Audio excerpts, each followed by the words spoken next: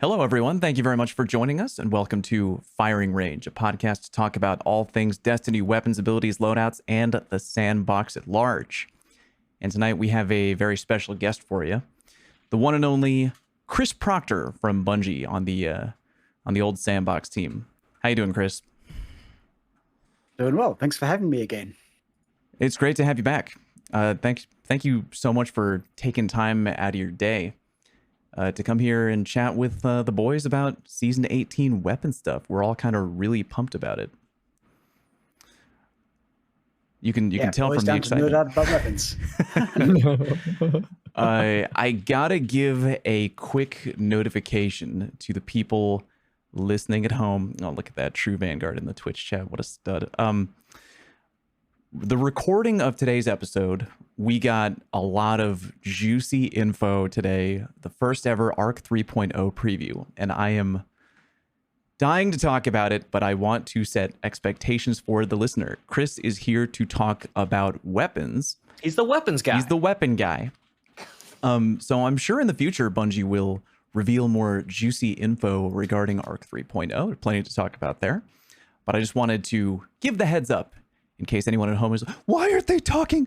I want to learn more about Arc 3.0. Yeah, we all do. But tonight is Weapon Chat, which is still great because we had a banger TWAB about a week ago, listing a ton of great stuff that we can chat about. So real quick, I don't want to waste too much time, but Cammy, cool guy, Drew, how are we? Good. Gonna answer that quick because today is an important one. Exactly, yeah.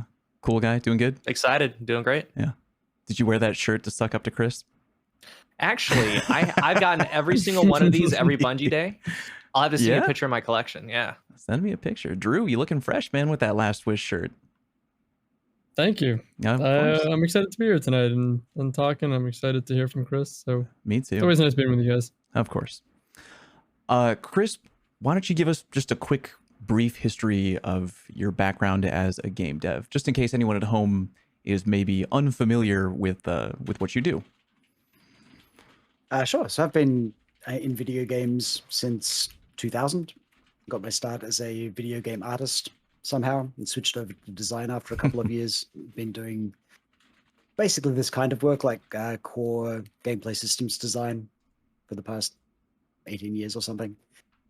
Probably most of interest is before this I was at 343 Industries, so worked there for 6 years. Did a bunch of work on weapons and enemy AI for Halo 5, and I was lead character designer on Halo Infinite for the first 4 years before switching over to BUNGIE. So in a weird turn of events, I got to work on my favorite part of the Halo franchise, which is the AI, and then my favorite part of the Destiny franchise, which is the weapons. Sounds like a pretty sweet deal. Cool. Well, we do have a little bit of an outline I'm gonna slowly go through here, but boys, as always, if there's ever any opportunity for a side chat, we love going down the rabbit hole, giggity. But for right now, before we get into the nitty gritty of last week's TWAB, can we quickly talk about maybe the Sandbox team as a whole? Like, do you guys work? How do you all work together when faced with something as big and important as kind of like a new season Sandbox update? Like, what does the routine look like when you come together to make that happen? Yeah, well, we have a bunch of meetings as an entire Sandbox team, a large number of which are playtests. Like we have a daily playtest, which has most of Sandbox in it. Since like abilities are in one area and weapons and armor are part of like rewards, we are sort of separated in the hierarchy, but we all work together very closely. Okay. We also do like a bunch of stuff outside of ours as well. Like a bunch of us have a raid group and GMs and stuff. So I got my 5th Gilded Conqueror and like a bunch of people on the abilities team, multiple flawless and unbroken and stuff. Gotcha. I was going to ask if you and your own team or you and the other teams, how like routinely do you play together, like if at all?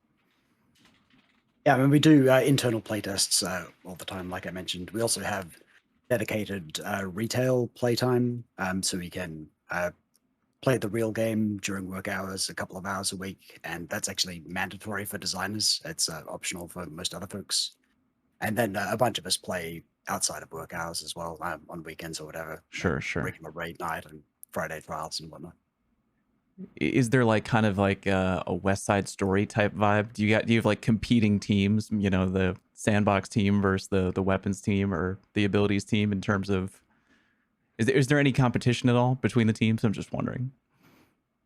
Not really, actually. I hadn't No? thought about that before. But yeah, like when we do play tests, it's just always we balance teams by skill so that it's not always a mercy one way or the other. So we do have people of a ton of varying skill levels.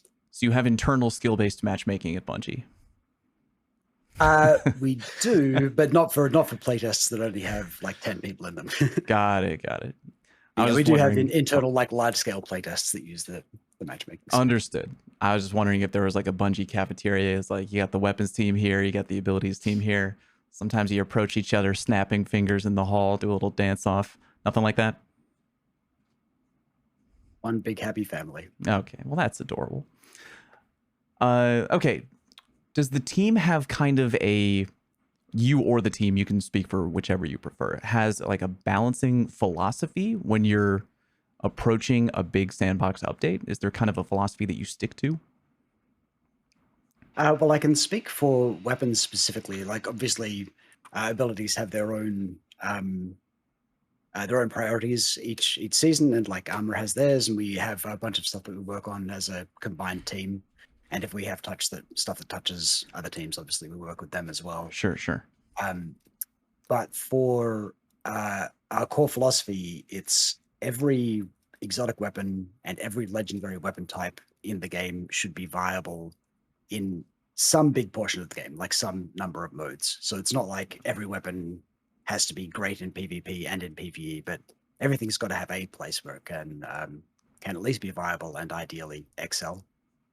And we're not like aiming for equal usage or anything like that. We just want everything to feel like you're not making a mistake by equipping it. Is there a big board somewhere where you have maybe, I don't want to say problem children, but like guns that are maybe becoming less serving of a specific role or purpose? How do you identify weapons that may be in need of an identity brush up or something like that? Yeah, so we watch community sentiment pretty closely. Bungie's community team lets us know if like there's something that looks like it's shaping up to be a problem. We also watch like usage stats or ownership stats and that kind of thing on the real game to kind of point us in the direction of something that might need investigation. Sure. Okay. That's fair. I eventually I'll pass the mic over here to someone else regarding when we get into the specific questions, but real quick, before we start talking about stuff from last week's TWAB, what are either you or the general weapons team at large most excited about out of all the changes coming to the game in Season 18? Well, everyone's very excited to play with Arc 3.0, like across all teams. It impacts on weapon stuff a huge amount. And we've been sort of theory crafting internally, but you can't really tell how stuff's going to play, particularly in PvP, until it goes live, just because of the number of players that we get on it.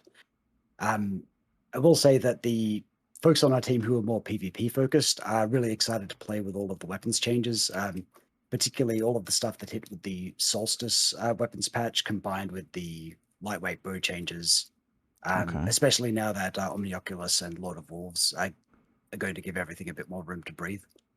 And then folks who are more PvE focused are really excited about the new anti-champion mechanics on exotic weapons. Interesting, okay. Particularly Wish Ender, since that got quite a big change in addition to the anti-champion stuff. A bunch of stuff that people haven't seen yet, like we've got exotic weapons and new perks and a bunch of other changes that you'll have to see. Sure. Once the thing goes live. I'm deviating from the plan only just slightly. Give me one weapon that, like, when you're tinkering with it, you're testing it before the Season 18, one weapon that is your favorite child right now, or that you're excited for, you're like, I can't wait until they get their hands on blank. It's a tough one. I think the changes to Thunderlord are going to be really exciting. Like machine guns have had a buff, it's getting intrinsic True. overload, right? And it's Yeah. Arc 3.0, and you've all seen how Arc weapons interact with like the Arc abilities sandbox. Sure. So it just has a ton of utility there. Okay, that sounds exciting. Yeah, that one is gonna shred law sectors. When I read that one, I knew. Yeah, oh, man, that's as soon as I read it was getting that anti-champion functionality, I'm like, oh, okay, like I actually have a reason to dust off. I was a huge Thunderlord lover in D1. I don't know what it was about that gun, just I have a specific list of weapons that I think have really awesome audio design, like that ching from Izanagi's Burden. I think Thunderlord has really good audio. I know that has nothing to do with anything, but I just wanted to put that out there.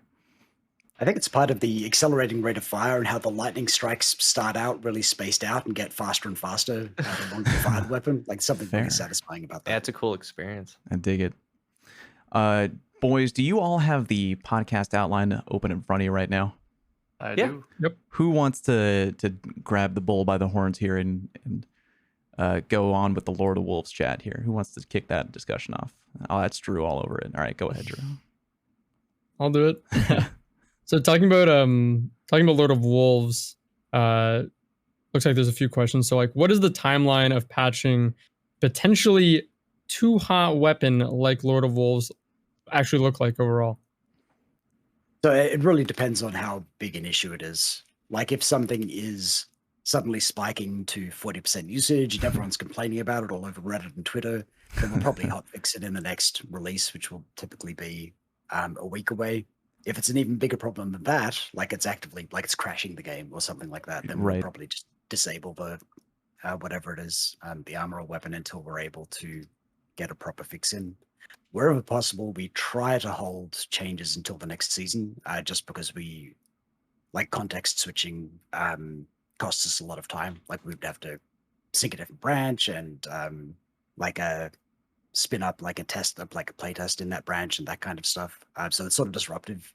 But if it's urgent enough, we of course make the change and go through the process to make sure that we can check it in without causing any problems. But I think to the original question, like Lord of Wolves didn't hit the bar really to justify an immediate response. Partially like special ammo is a bit less of an issue, and partially like everything got nerfed a bit. But like say Hardlight back in season 11, we jumped on that because it instantly spiked and people were really mad. I want to make a few more. Oh, I'm sorry. I just want to make a quick point of I see on Chris's face as he was choosing his words very carefully as you are well within your right to do. I just want to again give you a big thank you for coming on the show. It's always very tricky when you want to talk about your passion as a game dev and how the sausage is kind of made behind the scenes, because I know that like potentially say the wrong thing on any hot button issue, like you know how half of the community was raging about Lord of Wolves, myself included, for a while for being maybe too hot. Like I don't envy your position is what I'm saying, for trying to choose your words carefully. you don't want any snippet maybe taken out of context. So again, just a sidebar that I really appreciate you coming on the show and talking about all this stuff with us. It's very much appreciated. I mean, you're right. I am picking my words a bit carefully. Like I think when we're writing a TWAB, sometimes we'll take 2 weeks to try and get the messaging exactly right, so that we're being clear enough and we're explaining things in a way that people will appreciate. Totally feel and it's easy to like say something off the cuff and it catches you out. But I do think that when we take the time to explain why we're doing things, even if people don't personally like a thing, that they're more accepting of it. Like a massive Lord of Wolves fan who reads our reasoning for changing it is probably going to be okay with it. Like not everyone, obviously, but higher chance. That's fair.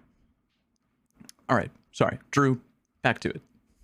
So there's a few more specific questions here about Lord of Wolves. I guess the most specific being, do you or the team think that these changes, I mean, I feel like it kind of begs the question, but do you think it's going to be putting this weapon in a better place? Or like, how do you you yourself or the team feel about the weapon in general after the changes, since it's been a pretty hot topic?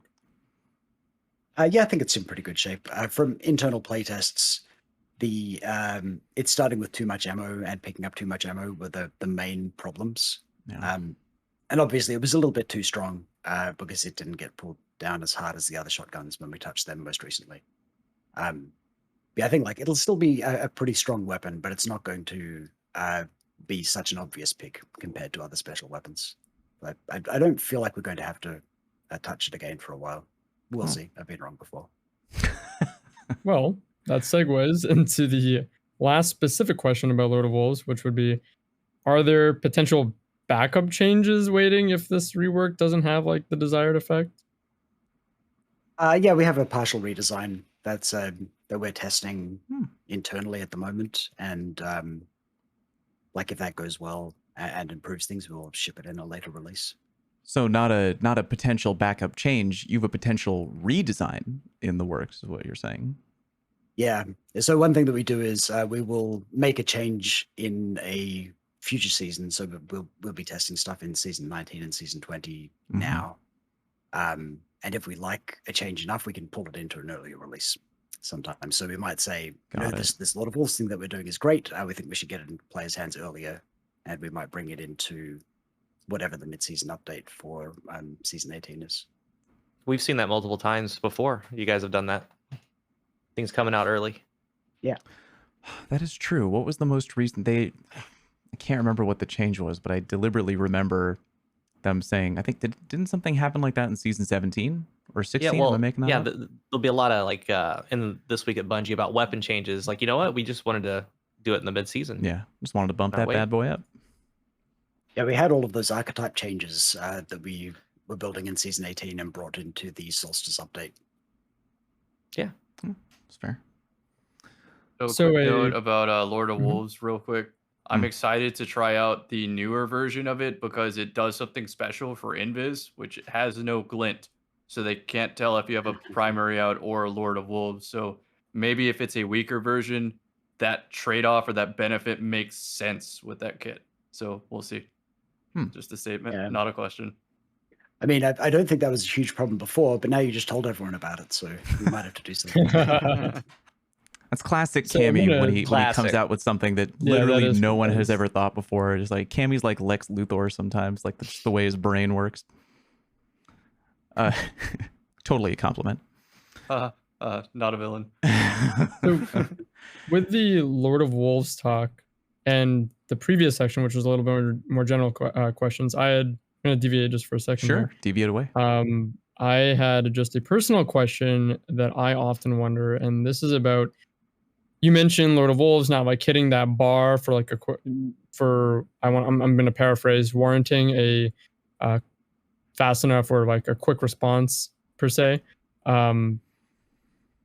Like I guess you mentioned that like, yeah, if something spikes really hard, that's kind of like how you meet that bar. But then what happens with like, how do you feel about preemptive changes or like when there's going to be an update? I feel like often I read the TWAB and I can kind of like discern, even if I'm not playing the game often, I can be like, all right, this hit, this hit, this hit, this hit. And that means this was left, this was left, this is left. And like things that were like kind of like already in a kind of strong place, but not incredibly popular, have the opportunity to now be like, well, now this is the new like issue. I feel like we kind of saw that with fusions at one point, semi-recently. So I guess the basis of the question is, how do you feel about preemptive hits to things and preemptively balancing things according to like how they then perform relative to changes coming out to kind of like tackle problems or not before they become a problem?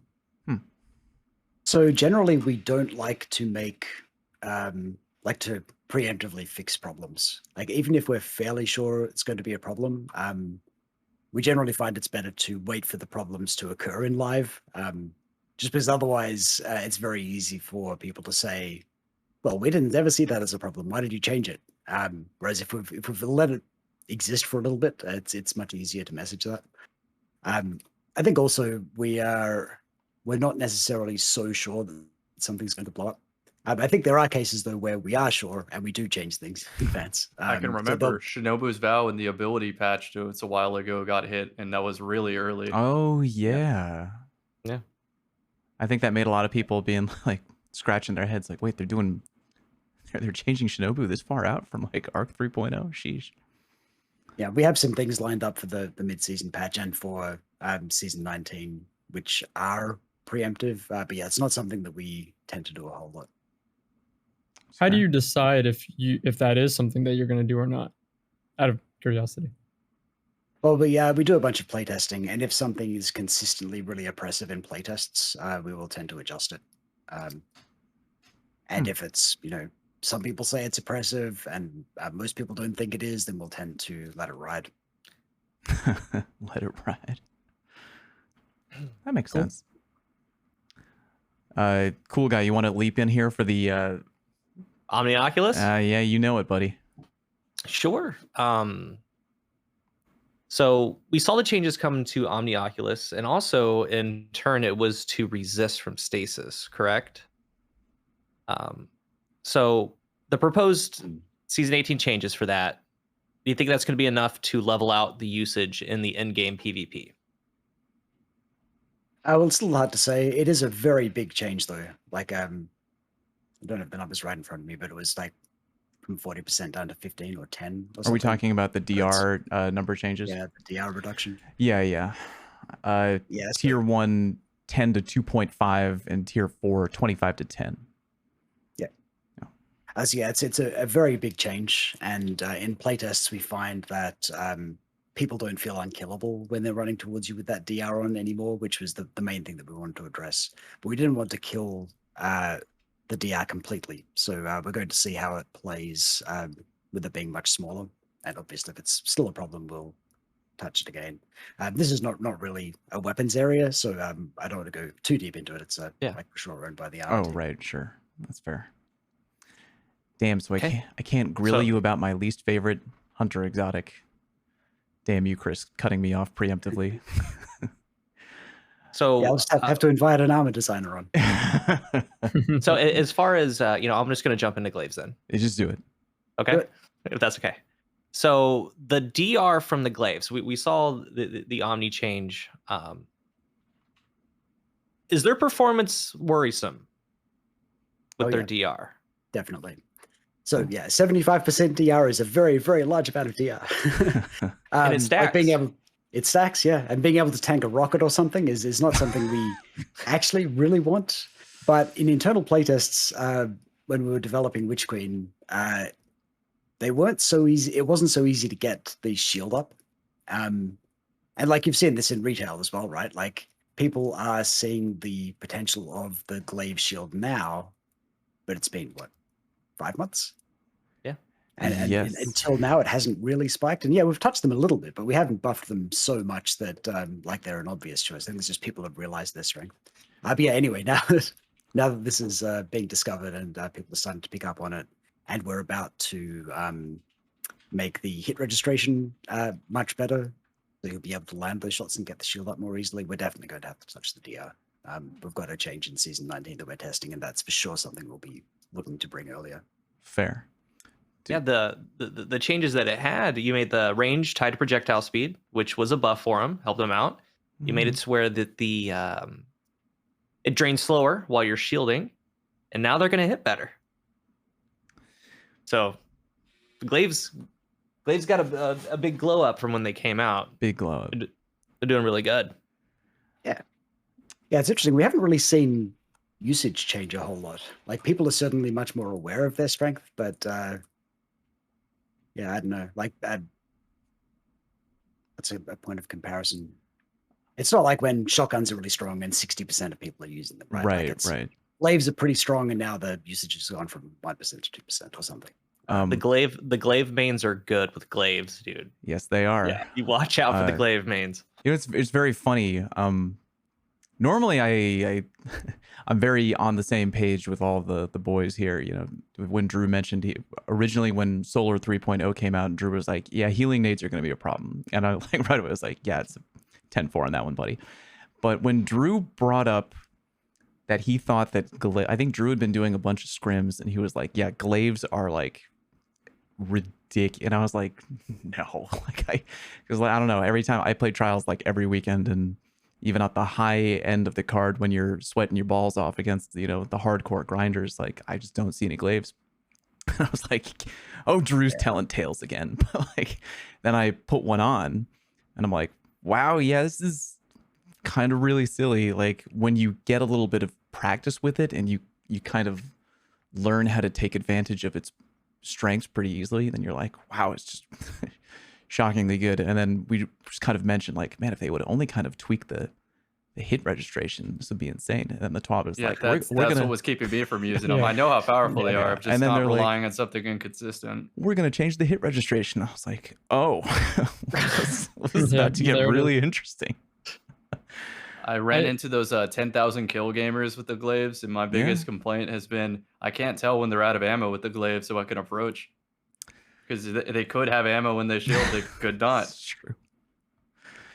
There's a few things I think of with the glaives that like I feel like lend to the, you know, them being really potentially strong. Is like, even though there's like, I don't think a lot of usage around them, I think there's something to be said that they are like more niche in their usage, like in how you have to use them. Obviously that's getting buffed. I'm never going to discredit that, but I think that the biggest thing that worries players is that right now, like with the amount of DR, at least from my perspective and what I kind of see, is that it doesn't feel like there's a good answer to it. And usually that I feel when I'm playing, like, is usually when I get the most frustrated with something. It reminds me of like when grenade launchers were a thing, and it's like, okay, yeah, maybe it's not like quite as versatile as a shotgun or a sniper per se or something like that, but it feels at times that there's little or no answer to it. And that's what like generates, I feel, that like sentiment of like, oh my God, like this is like ridiculous, even if it doesn't feel like it's being used so often or it has something niche about it. And then the other thing about glaives would be, I feel like this is something to do with, I think, with melees, but this has been a thing since like, as long as I've played Destiny 2. But sometimes like, I feel like maybe it's networking, I don't know what it is, but when you are meleeing someone or lunging at them, it's like your character is like going all over the place and it feels like impossible to hit.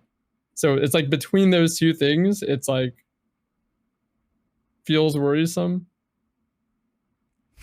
Yeah, I agree. I think sometimes we'll see a very low usage weapon just generate a bunch of like sentiment issues, and sometimes there's just nothing to it.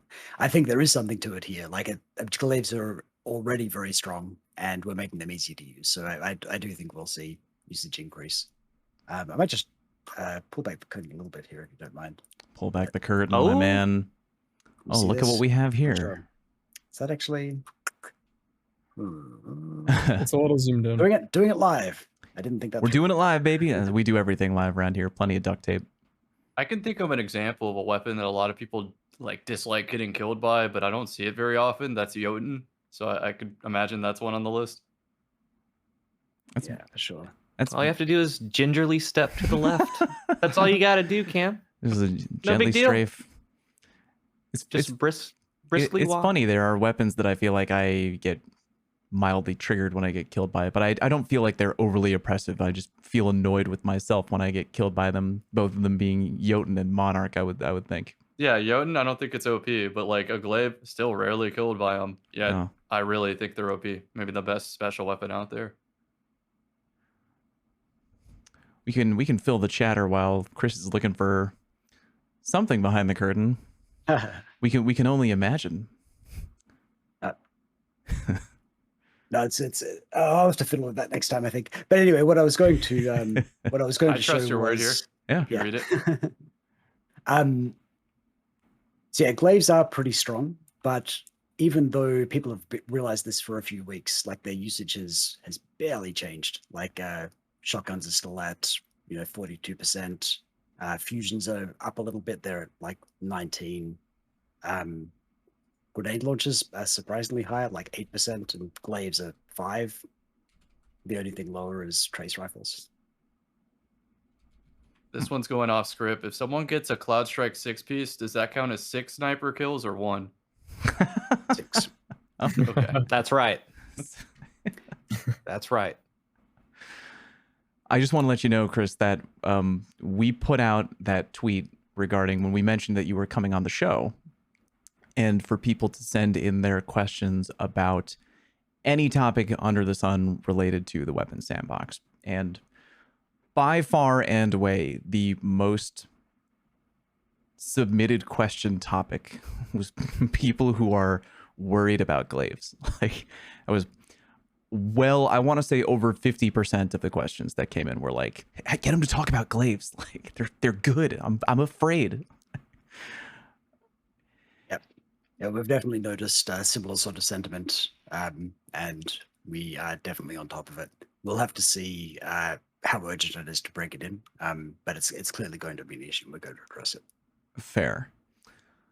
I think it's worth noting that, yeah. I mean, in PvE, like stopping the stomp mechanic and just tanking damage, like glaives are really good there, really fun there. So don't touch them there.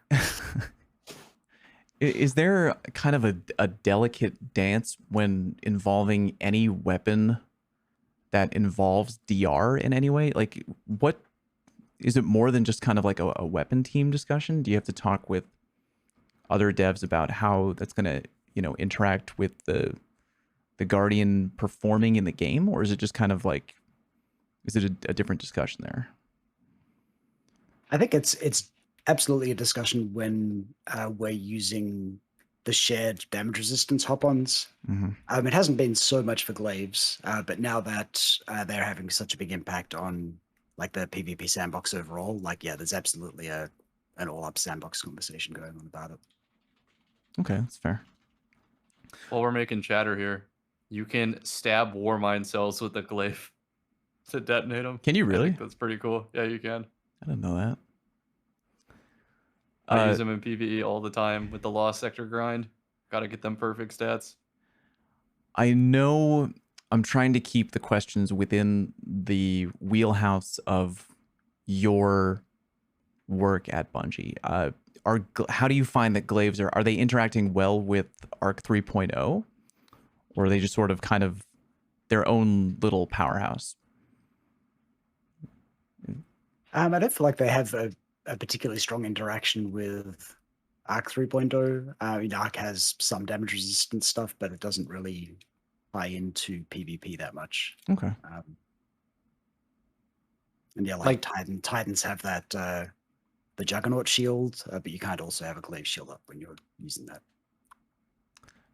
That is you have to be interesting. sprinting or Yeah, one of them, right? compared to something like Lubre with Radiant up, right? Solar weapon, extending Radiant, right?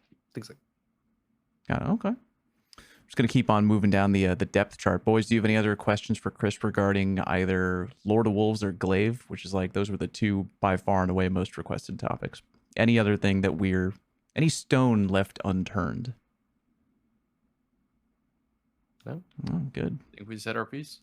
Fair enough. The community's piece. They asked that so much. They asked it a lot. Yeah. Thanks for giving the feedback on that. Here's a question that was pretty popular on Twitter. We know the full auto feature is coming soon to the game. What will happen with existing weapons that have it in their perk pool, or for example, certain exotics like Vig Wing that have a catalyst that already give intrinsic built-in full auto? Yeah, so for the exotics that have a full auto trait on them, like not something that's just built into one of the other perks, but where they have a trait that's either in the catalyst or in the default weapon, those will be replaced. So Vigilance Wing, No Time to Explain, and Traveler's Chosen will have something else. Ooh. For legendary weapons that previously dropped with full auto, those won't be replaced. We've stopped putting it on weapons as of it was 30th anniversary, maybe the season before that. But we're not going to go back and change perks that are on existing drops. It's a super fiddly and risky thing to do, so we try not to do it unless we have no other option. Okay, that's fair. Let's see here. For weapons receiving new origin traits, will players have to regrind for them? I feel like I already know the answer. Or will you be adding that origin trait retroactively to weapons from that given raid activity, whatever? So I've seen two related questions around this. One is about the Gambit and Iron Banner traits. Mm-hmm. And in those cases, because we redesigned the traits and renamed them, but they're still the same, like the same IDs. If you had a weapon with one of those sources traits, you'll have the new one. But for the Dare's origin trait, that won't appear on your old weapons. You'll have to go get a new one.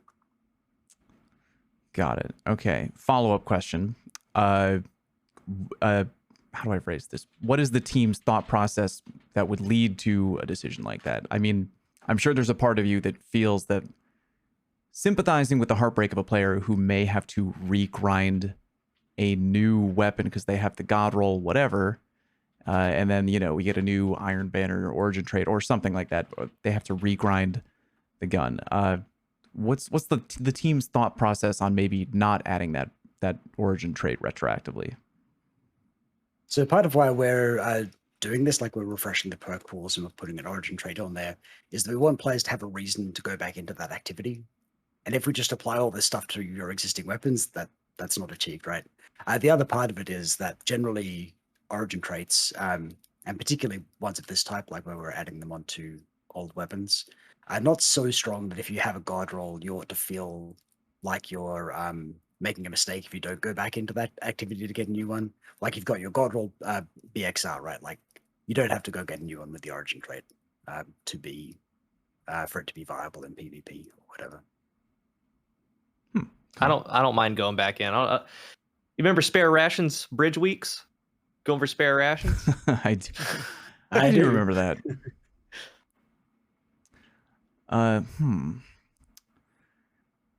Out of every new origin trait, is there one that you're kind of most excited about? Every new one, as of when? For all the new origin traits coming in season 18.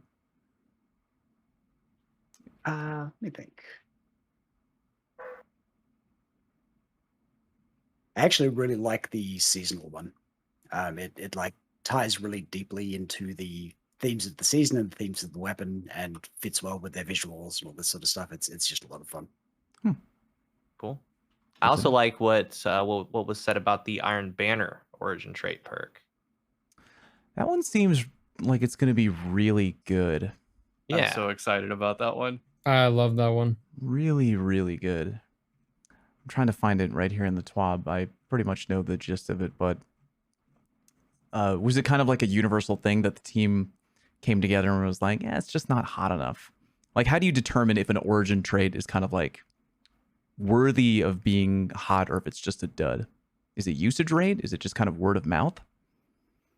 It's a little bit of everything. Like when we were making origin traits, we're sort of trying to decide how powerful they should be, how specific they should be. We're just like, oh, I don't know. I guess we'll try a bunch of things and see what sticks. And so we ended up shipping a bunch of origin traits that are generally useful, and we also shipped some that are quite strong but really specific. And those really specific ones didn't end up lining the way we wanted them to. And the Gambit and Iron Banner ones are like the most obvious examples there. So those are the ones that we decided to redesign to be more universally useful. I'd also have to think that Iron Banner changing game modes each season would mean that eventually the perk just wouldn't be used, period. Like in Rift, sometimes you'd go entire games without getting the perk to proc. Yeah, we did have a version where we would just the designers of the new modes could say, this is when we want this perk to be active, and just turn it on. But yeah, it ended up being so fiddly that we decided it would just be better to make something that was universally applicable, and you didn't have to wait until there was an Iron Banner week to benefit from it. That's fair. What do we have next here that the people wanted to know about?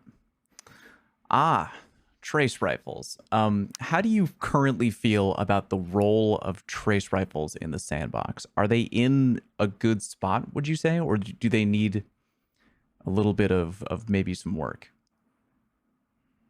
I think their damage output is roughly where we want them to be. I don't think we want them to kill much faster. But they're a little too hard to use. I think we'll probably adjust them sometime in the future. Because they're not like, and their usage reflects this, right? Like they're just they're not effective enough in their role. what specifically about them do you think makes them difficult to use for the average player? So there's sort of like a super fast firing special ammo auto rifle, but they can't reasonably engage at auto rifle ranges because they're too hard to control. So that's my feeling. And they also they have fairly limited ammo. They technically have enough to get a bunch of kills, but in practice, you're not likely to land. If you're like a perfect headshot robot, then in theory they could get a couple of kills, right? Yeah, exactly. So you're saying, so in a perfect world, trace rifles in, I guess in PvP, I would say, would just exist damage-wise the way that they do now, but just with a slightly better ease of use factor? Yeah, that's our feeling on it. I mean, they're also, I don't see them ever overtaking shotguns or fusion rifles or anything, right? Because the potential of that one hit kill is so strong and so dominant in people's minds that I don't think people are generally going to go after something which takes even, half a second to kill. That's very fast, but it's like someone's got a sniper trained on you, then you're going to lose that fight every time, right? Sure. I think Forerunner has a similar issue, but at least that's 3 shots. It's very, very strong, but it's not competing with one hit kills. Forerunner also has the Rock. It does. The Rock, baby. Who, am I allowed to ask this question? Who designed on the team Forerunner? Are you taking credit for that one? Who made that gun? That was me. Little golf club. That is a damn fun weapon that I really enjoy. Yeah, it was a labor of love. And like, to be clear, the weapons team is 6 designers currently, and so you just happen to get lucky and pick the exotic that I happen to design. But yeah. Oh man. Boys, any other questions regarding trace rifles before I move on to a different topic? Anything else? Maybe comments on it that it doesn't exactly feel like a special weapon at the moment. It feels like a questionable auto rifle. I'm not going to say better or worse, just depends on the situation. I like what was done with Wave Splitter, though, with Void. The exotics are the exception. Age Receptor is nuts. Cammy, you're like one of the only people I know who uses Agers, which is funny because like when I watch you use it, it's like, why aren't more people using this? Like it's yeah, I'll show up into the fiercest trials matches with Agers and still do fine. It's really good. Yeah, that was a pretty fun weapon to develop. Such a weird idea. Just on the subject of Forerunner, I feel I should mention normally. Let's go.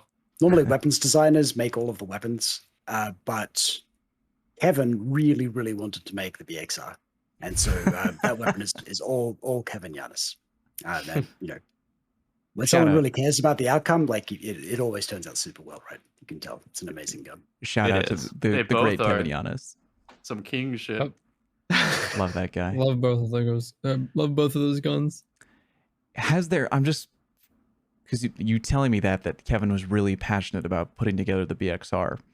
Has there ever been, if you're not allowed to talk about this, that's fine. Has there ever been like a weapon that you really wanted to design on paper and it just either didn't come to fruition or like it just too wild of an idea, couldn't happen, or didn't translate to what you had hoped it would?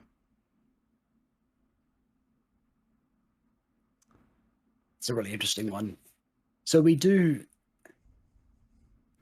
way development typically works is we will know what all of the sources for exotic weapons will be, and we try to come up with an idea that fits the source of the weapon. So like we'll see like what are the mechanics of the raid that this exotic is going to drop from or whatever. And typically the art will start while we are still figuring out the ideas. And so if the idea changes, the art typically doesn't. And like, we're going to ship the thing anyway. Like if we decide, you know what, we don't really feel like making a shotgun, we want to make an auto rifle instead. Well, too bad. The art is a shotgun. We're making a shotgun, and we pivot to pivot the idea so that it'll actually work. I can't think of many times where we have really, really wanted to make one specific thing and it just hasn't worked at all, and we've had to do something completely different. I also was a case with Dead Man's Tale, where we wanted it to be a scout rifle that hit almost as hard as a sniper rifle. and that was just a bad idea. We did play that version. That was Like- No Land Beyond. Yeah, like when we're not bringing No Land Beyond back for good reason, and so the idea that we would do something even in that direction was probably ill-advised to start with. It's a fun gun. Sorry. It is a really fun one. DMT's so fun, and so is like Osteo, man, Osteo Strega. Just that whole interaction of it, spreading it out, getting the ammo. One of the best of the game, at least I think so. So like the ideas, man, and once it gets put in the game, it's so good, so good. Yeah, fantastic. That's great to hear. We're really proud of the set of Witch Queen exotics in particular. So yeah, Osteo was a good one. Everyone in the live Twitch chat right now is sad about your comment regarding No Land Beyond. So an infinite ammo sniper rifle, I don't know. It's just crazy enough to work. Yeah, I think that if we ever end up redesigning the PvP special ammo economy completely, we could probably bring back some of those weapons like No Land Beyond, Icebreaker, Invective, or whatever. But the ammo economy would have to completely change before we could do that in a way that would be balanced. Here's an interesting kind of pivot question there.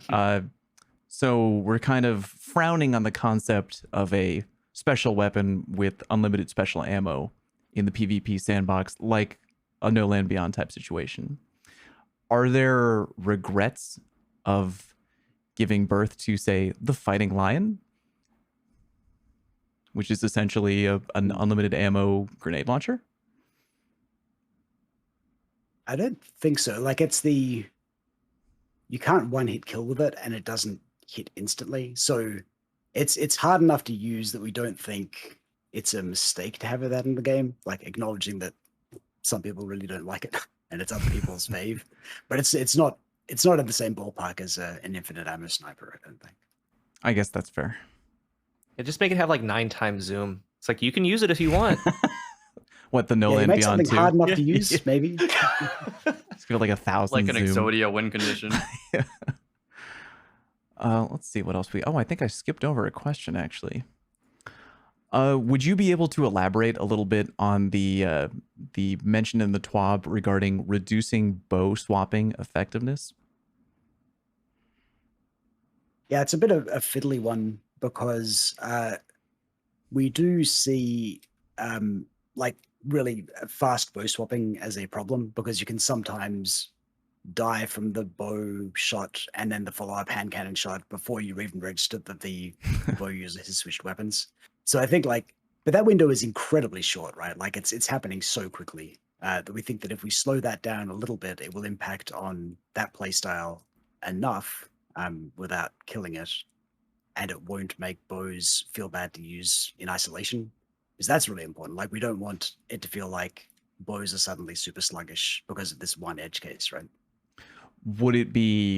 Is there a way to manually code a bow so that the handling is harmed only if you're hot swapping into a particular type of weapon like a hand cannon, or would it be kind of in the ballpark of a general handling nerf? Like how would you even approach that? Well, I won't get too much into specifics, but I will say that handling applies to weapon ready speed, stow speed, and ADS, and all of those can be adjusted individually. So we could just target one specific aspect of bow handling and not affect anything else about the weapon. Got it. An example, Lucky Pants with the crazy ready speed. Right. But it doesn't get the other bonuses, whereas Peacekeeper just gets it all. Yeah. Yeah, exactly. So even being, I can only imagine what the data is. When you're taking something like bow swapping into a hand cannon, is it being examined because of is the usage rate high, or is it just a particular pain point that you think, even if the usage rate is low, it's something you want to address? The usage rate isn't particularly high. It's not a very common. Huge builds. comments on the usage rate. How is it usage just equipping a bow or kills with the bow? Because wouldn't you be getting kills with the hand cannon if you're swapping from a bow to a hand cannon? Yeah, I think what we'd look for is people who have a bow and hand cannon equipped and what their win rate looks like, or something like that. It's a little bit hard. Got it. to get the analytics to tell you exactly what's going on there. But yeah, certainly, like the main thing about bow, like regardless of actual usage numbers, is that there isn't really a response to someone who's doing really, really good bow hand cannon swapping, because you die so quickly and there's no ammo constraint on it. So we think it's something that we do have to touch, but probably not I wouldn't expect it to be a big change. Okay. Okay, let's see. Here we got another one. We've seen a few times that certain weapon archetypes become highly prized due to slightly higher zoom values. Something like the original... Legal action. Like, what? Say again? Legal action. There you go. I was thinking like the OG multi-mock Shira with the slightly higher zoom value, which makes them a more desirable SMG for PvP. Is that something that the team is keeping a close eye on when designing a new weapon, like in that archetype or family? Yeah, absolutely. And I think you've seen us like pull back from the extremes on submachine guns, and we're likely to look at doing similar stuff on other subfamilies. But yeah, certainly the value of zoom to submachine guns is way too high to allow something to have several points more zoom than everything else in its class.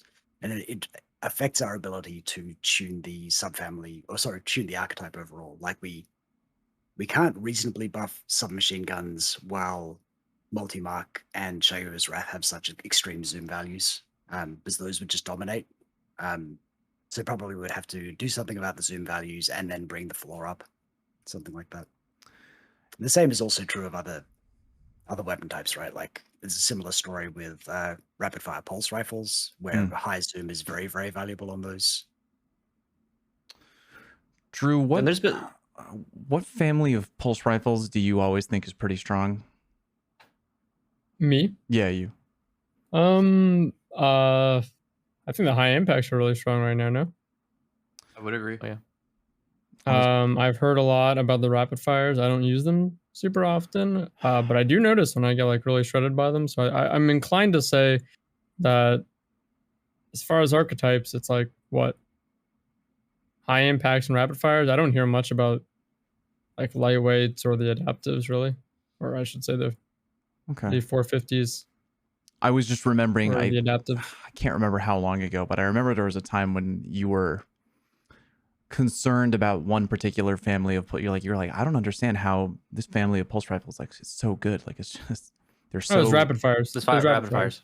Got it. Yeah. Do you still feel that they're super easy to use, or like maybe I think they have a good amount of ease of use because like again not a lot of time between bursts and they kind of like bullet hose, and they actually have like a pretty decently fast time to kill. Of course it requires like a lot of headshots, but personal sentiment, like I don't love them. But that isn't to take away and say that they're not good. That's just like my personal preference when I'm playing. But I do recognize that I think that a lot of players really like them, and there's some strong ones. So I notice it when someone's doing well with it, and when it's in a game. I notice when I get shredded by it. I was just trying to think if there was a particular pulse rifle that kind of shines brighter than others due to a different zoom value, kind of like the multi-mock or the Shira shining a little bit brighter due to their zoom value. In a weird sort of way, Fallout, Cold Denial is prized to me because it's the same zoom as the hand cannon, even though it's objectively just bad compared to higher zoom pulses. Sure, yeah. It's satisfying to use because I can hit my shot. Because it's clean, yeah. Yeah, I think the main outlier is Peace of Mind. For the rapids? Peace of Mind. That is a really, really good weapon. Yeah, it's craftable. Would that be a result of it being craftable? Yeah, there you go. That's true. Because I remember how long I spent in Profel. Oh yeah. For Darkest before, and you could just craft it. Yeah, I'd rather do that. Can we talk specifically real quick about weapon crafting just while we're on that topic? How delicate are the conversations? Do you have to intentionally maybe like water down the available perk pool for certain craftable weapons with the knowledge that if you were to put this perk in the perk pool for a craftable weapon, you're like, oh well, 90% of the community is just going to go right for, I don't know, kill clip or whatever it is. What does the conversation look like when you're making a weapon that you know will become craftable? And we do think it's important that crafted weapons not just flat out be the best weapons in the game no matter what. But I think that the way we've been tweaking the perk pools allows, for example, trials weapons or nightfall weapons to shine, even though there are craftable weapons that are similar. They can't get quite the same power of perk combinations, and yeah, that is an intentional choice. It's helped a bit by crafting, like crafted weapons are just flat better, right? But they're a small percent better. It's like 5 or 10% better, based on the strength of the enhanced perks and the other little bits that you get for crafting weapons. Yeah, it's for sure something that we have in mind. Like weapons that are really easy to craft shouldn't also have best in class perk combinations. Like they can have strong perks for sure, but something to be careful of. I'm writing down something real quick so I don't forget to ask you later. What on the... we might have actually missed applying that rule to Austringer. Why do you say that? If you look at usage of hand cannons in PvP, Austringer is just way up at the top. And if you dig even further into it, it's mostly crafted instances of it. So it's like being able to get exactly the thing that you're after is pretty compelling by itself, and it's very strong statistically, and it's got good perks. So isn't that kind of like frustrating? Because I feel like you would want to make, when you're designing a weapon that you're like, well, I want to make sure this weapon shines. I want to make sure it has a intended use, and I want to make sure it's coming in not... You'd be probably sad if you designed a weapon and people looked at it and were like, oh, that sucks. I don't want to grind for that. You want it to be usable and good, but I just worry that, like... And I don't want to complain because, God help me, I love weapon crafting. It's so fun to be able to get that perfect roll that you just know. You put in the time, you put in the grind, you get the roll that you want. But like, it just seems like a really big challenge to make sure that you're not making a craftable weapon overly hot right out the gate, right? Yeah, I think it helps that we already had established guidelines for how strong a weapon can be in a bunch of different ways based on the source. So, like, obviously we have to reserve the most powerful loot for our endgame activities. So, trials, raids, Grandmaster Nightfalls to a degree. Sure. And then so we've got guidelines which say, yeah, those sorts of weapons at the very top, the ones that are hardest to acquire, can have stats that slightly break our allowed stat ranges, and they can have very strong perk pools or perk combinations. And then as you get to, say, seasonal weapons, which are fairly easy to acquire, or world pool weapons, which are hard to target farm, we don't want those to be the strongest weapons. We still want them to feel unique, so they have unique perk combinations. They have access to all of the new perks, but they can't necessarily get best-in-class stats and the best perk combinations. Like, we want you to have to aspire to these pinnacle activities to go after the best loot in the game. And it's again a little bit of a question of degree, right? Like, if you have a good cantata, that's going to hold up against like a trials or raid hand cannon perfectly well. So it is a question of degrees. Fair enough. I do feel like I'm gabbing a little bit too much. Boys, peer through the outline there. Each of you grab a question and think of it in your brain while I ask on the subject of weapon crafting. Did the weapons team, were there valuable insights learned of the kind of clash between craftable raid weapons and adept raid weapons, sort of like competing with each other? I don't think they compete per se. The crafted raid weapons are just flat better. Okay, there we go. Yeah, so we're not happy with how adept raid weapons from Witch Queen have landed, and we're looking at ways to address that in the future. It's probably not going to be a season 18 thing, given how close we are. Right. But yeah, it's something that we have plans for. We should expect to see like a better reward story for master raids in the future. Got it. Boys, what do you got for Chris? You talk about concussion grenades. Saw that they were getting phased out, and the grenade launchers that currently have it, is anything going to happen to those that have concussion grenades? because we've seen very rarely in the past, like let's say a perk goes away, it might get replaced. Like we saw that with Astral Horizon. It was It had quick draw on aggressive. quick draw, shotguns. took it off. Are they just going to stay if they have concussion grenades? Yeah, it's a similar story to the full auto perk. The concussion grenades perk appears on so many weapons that players have like tons of instances of that. We don't want to go in and replace it, but it won't be something that will roll on future grenade launches, since we felt like it was just blinding grenades but worse, so there wasn't really a reason to have it in the plug list. What even was the same case? Like when we did aggressive shotguns, there was like 3 shotguns or something, right? Mm-hmm. I don't even know what the difference.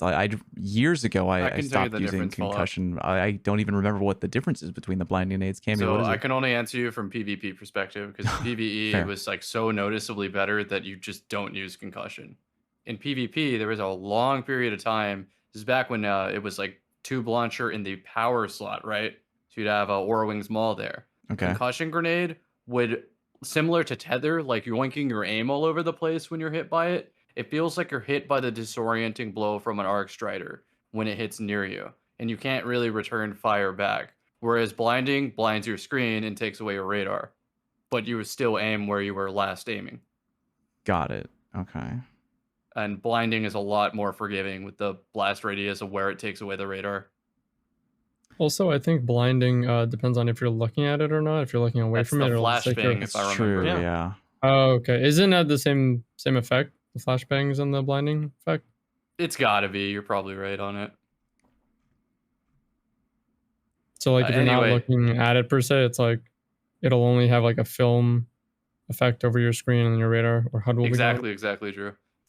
So back in the day, Fallout, that was like the demon loadout of Rumble. It was a concussion launcher and an anti-op. Man, I missed that gun. 8-person Rumble. I miss it so much. Yeah, those were good times. Are there any There's other... also a go ahead. power weapon that has concussion grenades on it too. I don't know if it drops anymore, but it still exists. What was it called? Give me 1 second on that.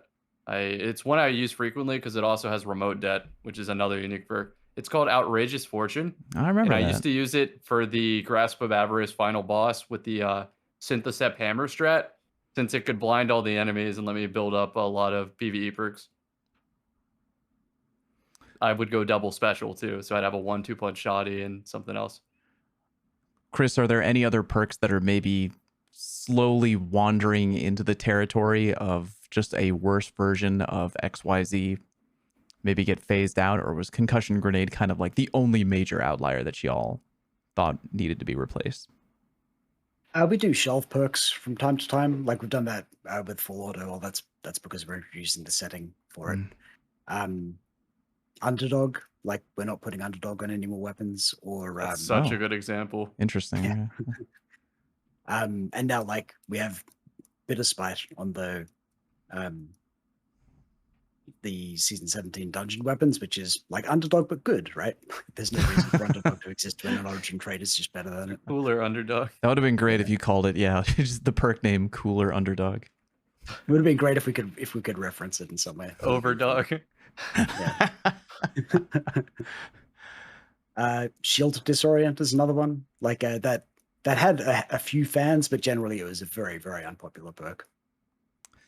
I think there was one Lost Sector where I noticed my runs were a lot cleaner with Shield Disorient, but that was kind of like the only time I've really been a fan of using that perk. Otherwise, to me, kind of very forgettable.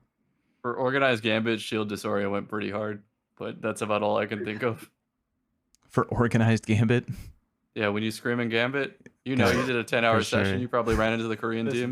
Not a joke, literally a Korean team. Man, I gotta tell you, those Gambit sweats are no joke, bro.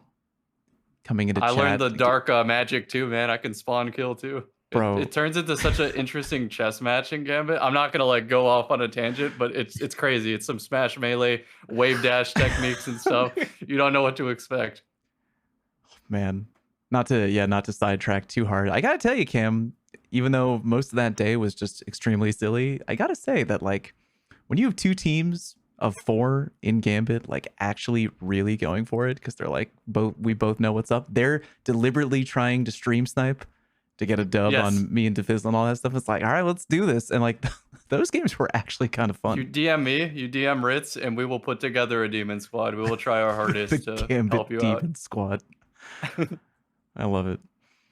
All right, other questions from this list of community questions that have been submitted to us that you want to hit Chris with. There's, Can I first have like any of these? Yeah, Drew, Are we you, allowed Drew, to you take them back in go, particular just go order? crazy, No, Drew. cool guys got one. Go ahead. I was just Okay. wondering, like, are we allowed to just pick and choose? Pick and choose, baby. Well, I saw that there was a possible shotgun question Fallout, and I figured there's only one person. On this. That is true. Where is the shot? Is the wait? There's only one shotgun question. There should be two. Oh no, that's the same question. Why No, I not just Just read it very slowly. Savor it. There you go. Read it so slow, it'll break it into two questions. Can you elaborate on the TWAB's note regarding the plan to reduce shotgun spread randomness? How much info can we get out of you on that one? Not a whole lot. I'm curious though, like as someone who spent a lot of time behind the barrel or behind the handle of a shotgun. Sure, yeah.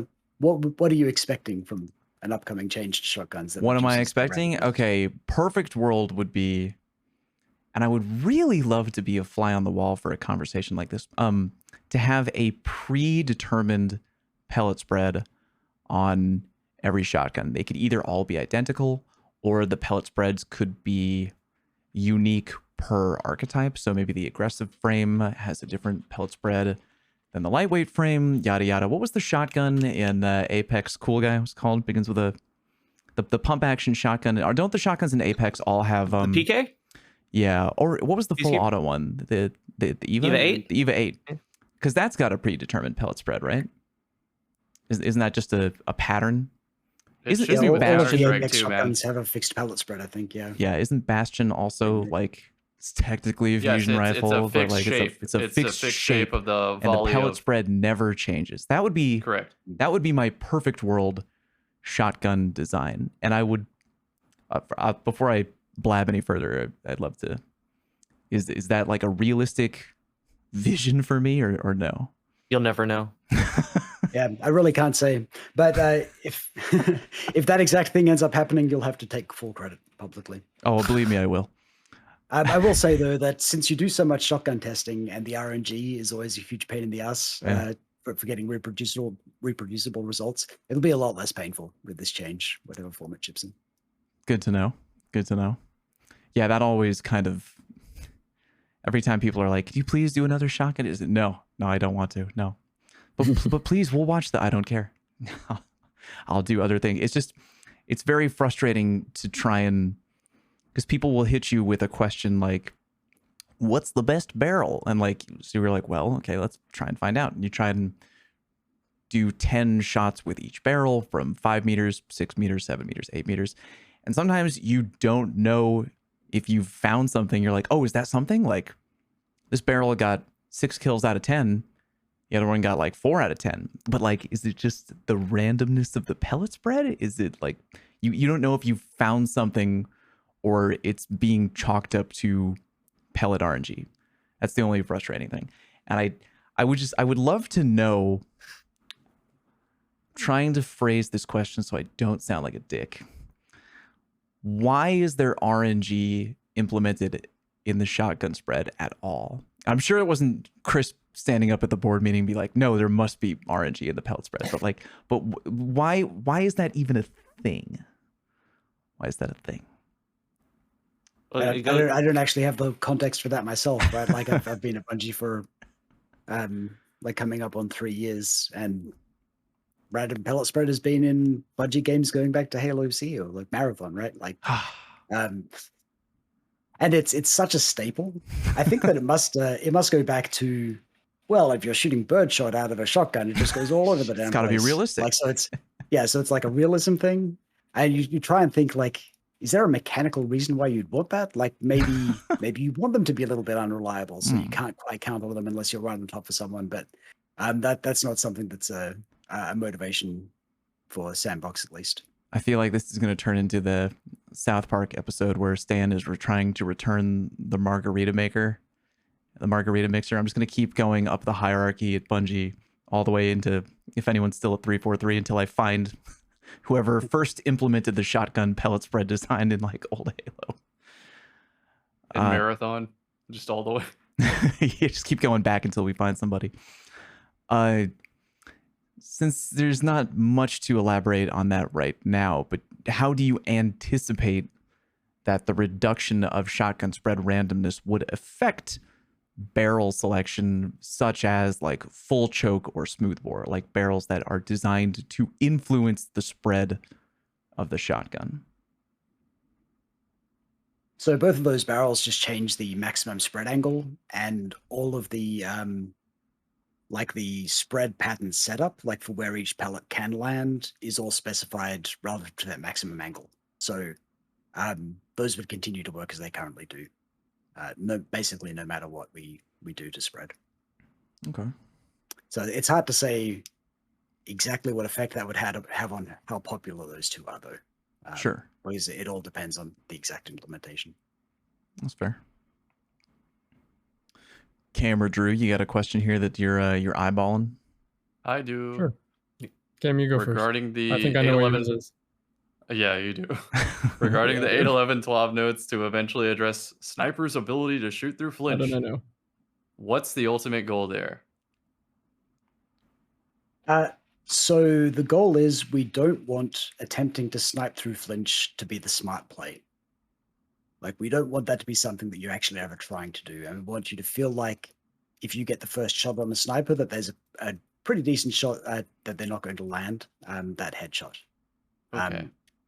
No matter what we do, it's still possible for trades to happen, right? Like Right. any networking game,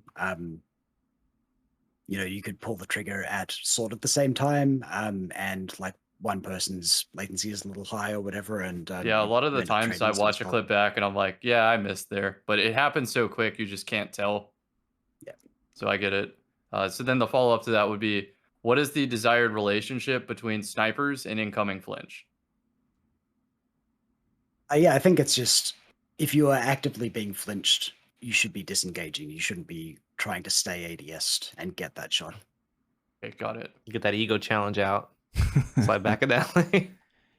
Then they run out of bullets and switch to lemon arc every time. Is there a way, just piggybacking on your question, Cam, is there a way, because you mentioned earlier in terms of like the handling weapon stat, how you can do individual fine tuning on each factor under the umbrella of the handling stat for any weapon.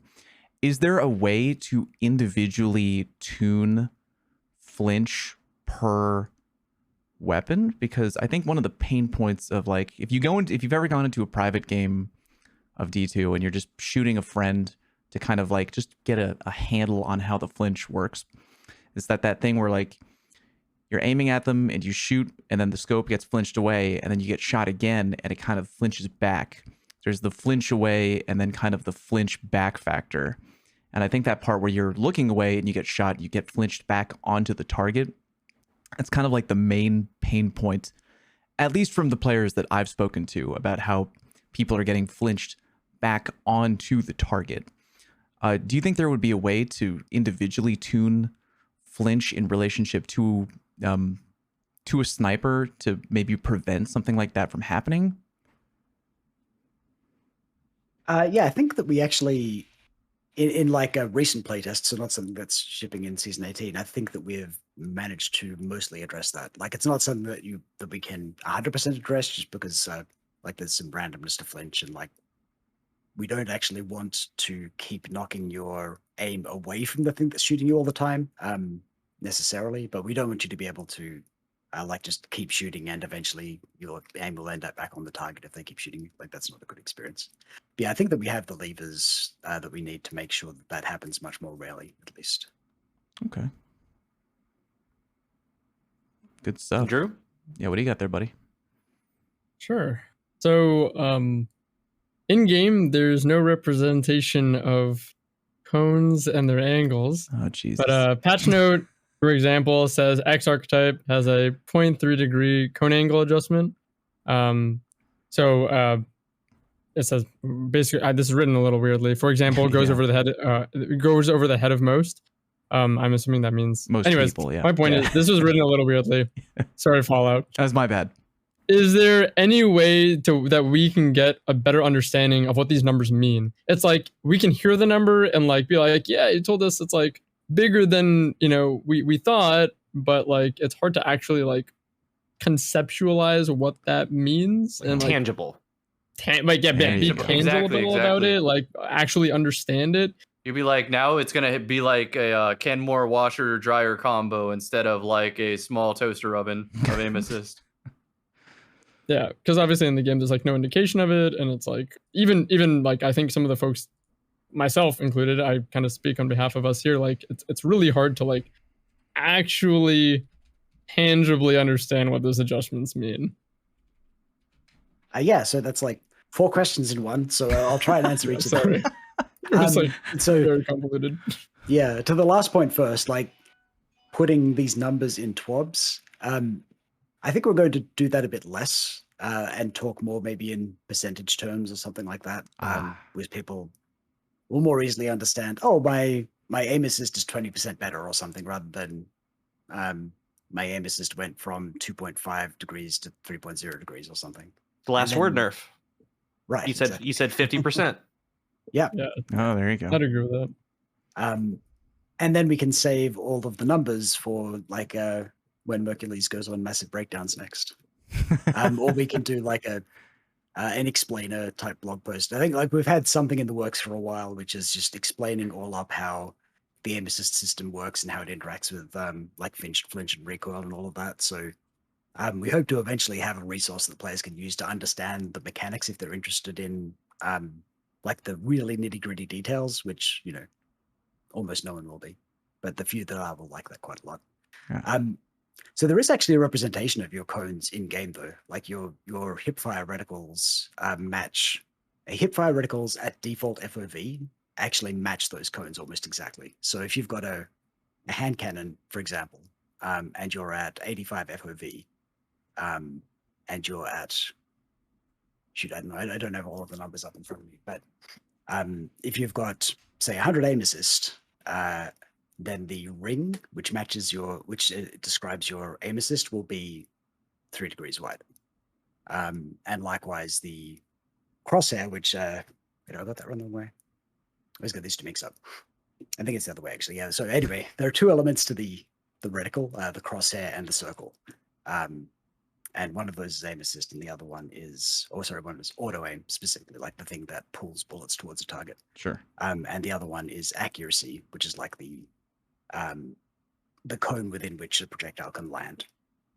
And yeah, those 2 cones are represented almost exactly in a hipfire reticle at 85 FOV. I think though that like that experience is reasonably good if you happen to have that exact setup. But we do want to do some work to make sure that those elements are conveyed more clearly, regardless of FOV and regardless of input device. Because on mouse and keyboard as well, some of the scalars to accuracy and auto aim mean that you're seeing less information. Actually, just if I can... Yes, I wanted to double check with that, but continue.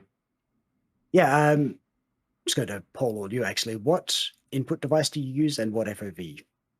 Mouse and keyboard, 105.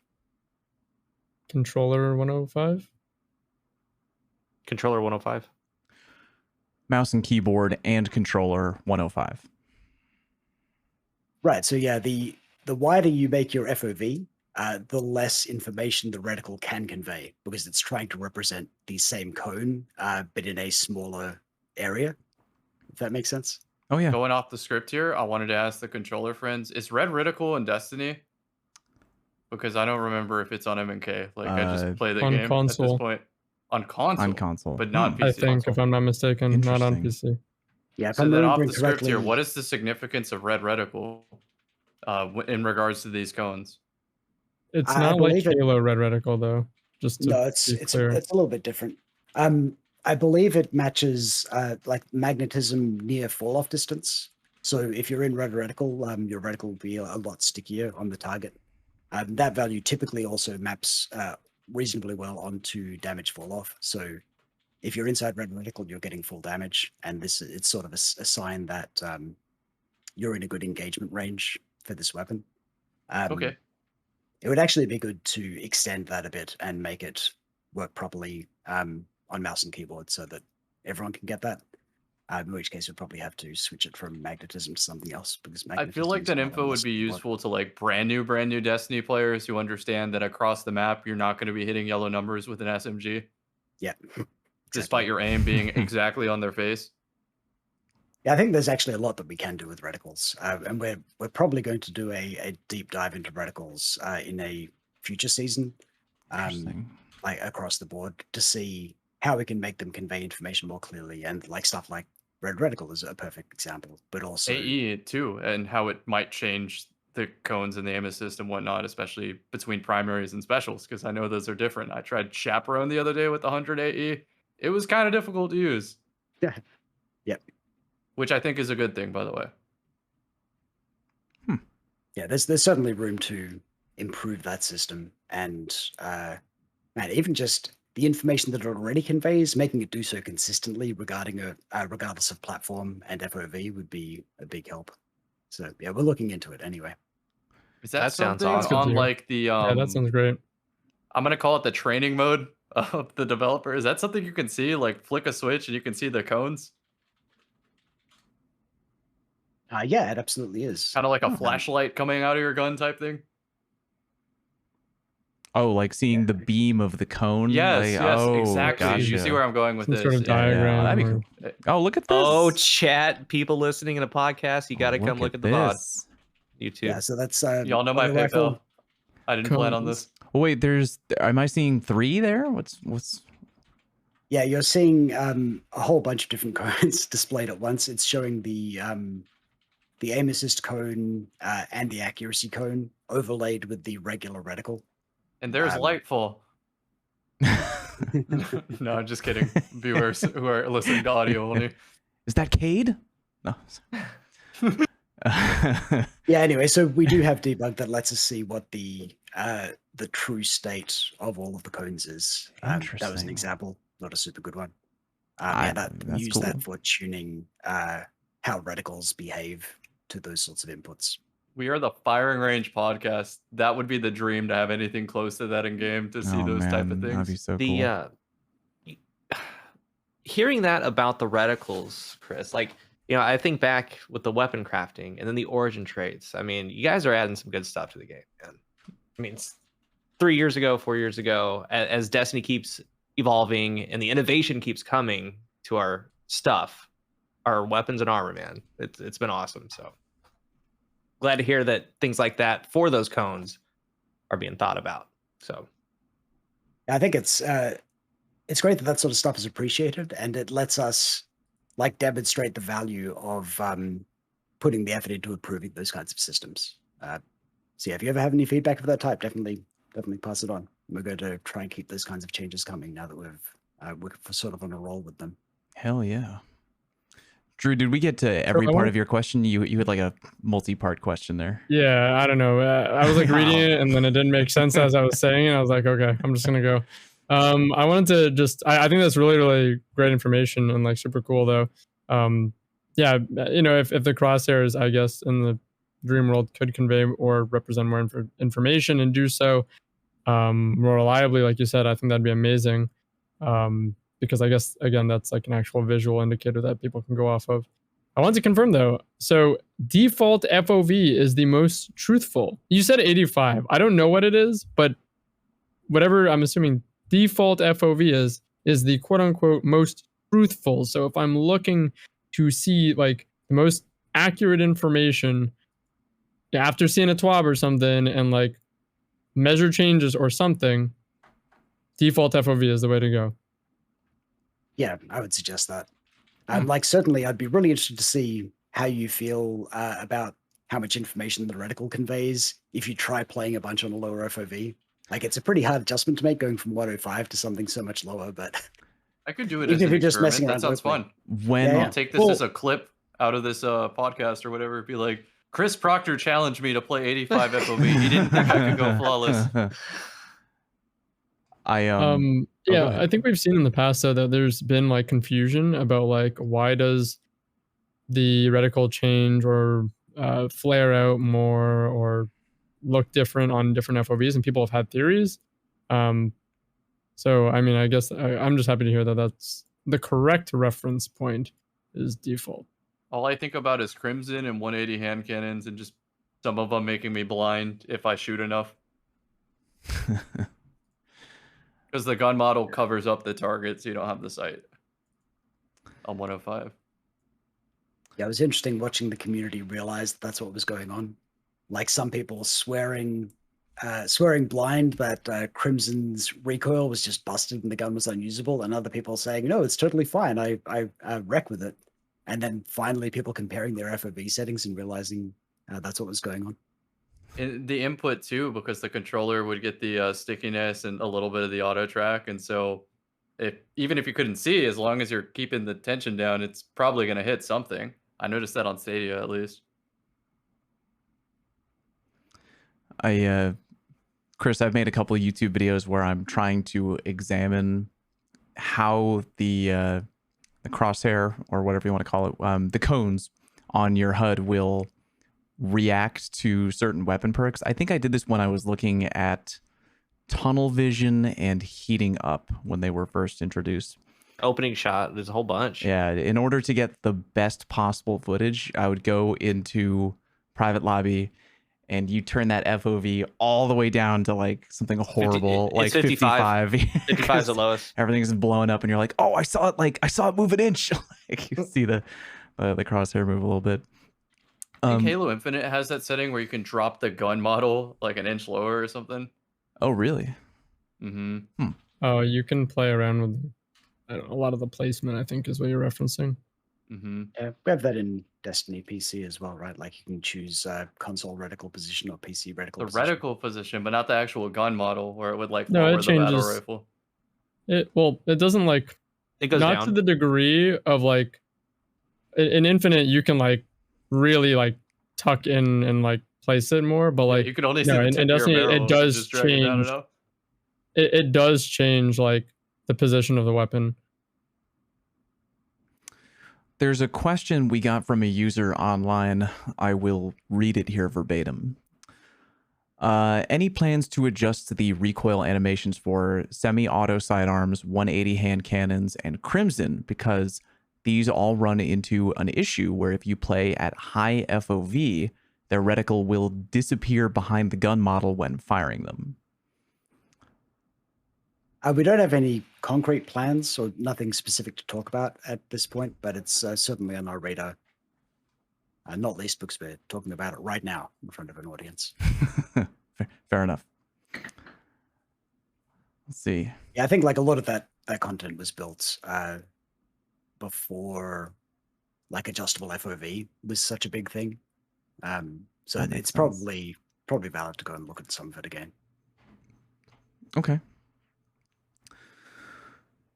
Who do I have to talk to on the weapon team to get featured playlist weapons like the borrowed time to maybe get like a 50% perk pool reduction? Like those weapons where it's like, oh wow, you can get 18 perks in column 3. It's awesome. When did borrowed time come out? That's a great question. I have no idea. I don't remember. No clue. So it was either Season of the Lost or, I should do numbers, Season 15 or Season 14, I think. Maybe. All the seasons blend together. All I know is double primary era, Forsaken era, and Stasis era. Yeah. Now Well, we're in the there's definitely 3.0 Stasis era. era. It's just, I feel like there's a lot of these really sexy weapons that I want to grind for, but like the perk pool is so. Here's a perfect example. Riptide. I have gotten more Riptides to drop than I ever could have imagined. And even with the fact that I've reset my PvP rank a couple times, you get the perk variety in like column 3, 4, you get those extra perk drops. I have still yet, out of the hundreds, it literally has to have been hundreds of Riptides, I have not gotten one with under pressure in column 3 and what am I looking for here? Successful warm-up in column 4 and particle repeater column 2. It's just like, I feel like the depth of the perk chart for these unique playlist weapons are so deep that it makes grinding very challenging. Yeah, so I will say up front, like you're talking about borrowed time, and I had someone checking for me in the background. That came out in Oh, okay. season 14. So you're still talking about a year-old gun that you're still trying to get a roll on. Yeah. So imagine if that only had 6 perks in each column and you were getting a drop from every match, you would have been done within a couple of days, right? Probably. Yeah. So like I think there's a place for weapons of both types. Like we have multiple acquisition methods. There's seasonal weapons where you can just get a lot of drops and get the thing you want fairly quickly. There's adept raid weapons from say Vault of Glass where they have 2 perks in each column. There's weapon crafting, which is deterministic, but like has a pretty like well-defined length of chase. And then there's playlist weapons where the idea is there's a lot of potential in those pools. Sort of harking back to IS Luna from Destiny 1, where you get that drop and it's always interesting because there's a ton of things that weapon could be. And so we want to try and preserve that, but at the same time, recognizing that if you're trying to get a specific weapon, that's pretty painful, and hence the like multiple resets granting you old perks. I think though that we probably shouldn't put super spicy combinations in that perk pool that aren't available on other weapons, specifically because of that. Like if there's something really strong in there, it should be available on a weapon that you can more reasonably chase. Fair. The resets does help though. They do. Yeah, that help, was a for huge sure. change. Yeah, that's a very nice like that quality bullet. change, quality of life. Still haven't seen the frozen orbit combo I want to see, but on that like comment, I would say, I guess y'all couldn't anticipate all the future changes and how valuable some perks might be in the future. So Yeah, I can see how that the, cookie crumbles. it's the downside of buffing perks, right? Sometimes they catch us out as well. And yeah, you're asking like who the person is that you need to talk to about that. Yeah. It is weapons team. Like we are the ones who set those weapons up. So yes, you've said your piece. I've heard what you had to say. I appreciate you hearing my piece, Chris. Here's one that we got on Twitter a lot. People want to talk about ARs, about auto rifles, and I'm borderline hesitant to bring this up because I feel like out of every meta we've ever been in, from a PvP point of view, I always have the least amount of enjoyment in an auto rifle meta. But still, the people have this question a lot, and I think it's fair. Auto rifles kind of being in this weird place where at like mid to close range, the really hot SMGs like Shira, Multimach, Teraba, the SMGs kind of like outperform the AR close to mid range, and then from mid to long range, a lot of the times ARs will be outperformed by certain pulse rifles. So auto rifles almost feel like they're in this kind of interesting limbo where I feel like in they're outshined fairly often. Are there goals or plans in place to like look at auto rifles in the future? Yeah, I would point out that auto rifles are really popular. Like a bit less so in the sweatier game types. Like they're not as popular in trials or comp, but everywhere else they're super well represented. So Really, yeah, I was like given the sort of Reddit and tweet discourse about it, I went and looked and was a little surprised myself. That said, yeah, like they are objectively outclassed by SMGs with a particularly high zoom or range stat, and also by pulse rifles at the top end. So I think they do need some adjustment, or like the SMGs that are really out of band probably need to come in a little bit to give auto rifles a bit of room to move. And yeah, I would expect to see something on the season 19-ish timeline where we try to even that sort of stuff out a bit. okay. There, are you happy, auto rifle people? There, I asked the question. Well, for the pulse rifle people, I feel like this is a good segue. When Merc was on the Massive Breakdown podcast, he said the team's looking at bringing down high impact pulse ease of use. And I know there's some, I think there is kind of like a generic kind of talk about like future goals around pulses or like ones that are standing out. Is there any way you can possibly elaborate on that? Yeah, I think there are like specific outliers. We've mentioned peace of mind already and no time to explain. And in both cases, those are like statistical outliers. Like they're just too strong in their archetype. And in neither case are they really representative of the whole subfamily. Like, yeah, high impacts have a super fast TDK, but they are pretty hard to use and they are super unpopular. Like rapid fires are way, way more popular.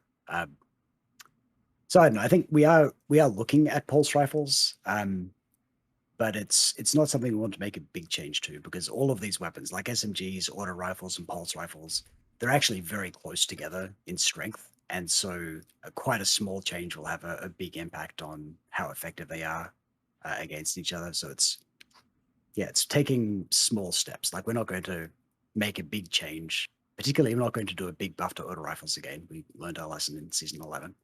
And we don't want to return to the full-on auto rifle meta, I don't think. But yeah, I'd expect us to probably shift SMGs down a tiny bit and auto rifles up a little bit, and then like look at pulse rifle ease of use a tiny bit. Yeah, it's not super far out of band, I don't think. Okay. As far as pulses, so would you go ahead and say that it's like, do you feel it's more of an archetype based thing, or is it specific case by case weapons? Or range? It could be both, but like, which do you feel maybe it's more of? I think it's more the outliers, honestly. Like if you, we do see like some complaints about how effective pulse rifles are, but it tends to be the same ones, which suggests it's these specific ones that need to look at, and then we'll see what happens. Like you can't judge high impact pulse rifles by how good no time to explain is, or like what's another example? So high impact scout rifles. If you just say how good are scout rifles with this rate of fire? Well, wow, there were 30% usage in trials, and it was like, okay, but 90% of those were Jade Rabbit. Does that indicate that all high impacts need to get touched? Maybe, but we won't be able to tell until we touch Jade Rabbit, right? So to elaborate a little bit more on that, we mentioned no time to explain. I feel like this has been a little bit of a hot topic that I'm actually surprised wasn't as represented in the questions here. Maybe it's because of Jade Rabbit recently, but I'm pretty curious. How does yourself or the team feel about weapons that grant damage boosts or feel like they give significant advantage for like passive play, I'll call it? So the weapons I'm mainly thinking of is things like no time to explain. Like you get headshots, you get the perk, and then like boom, you're crazy mode. Or Teraba. Hawkmoon also falls kind of into this category too.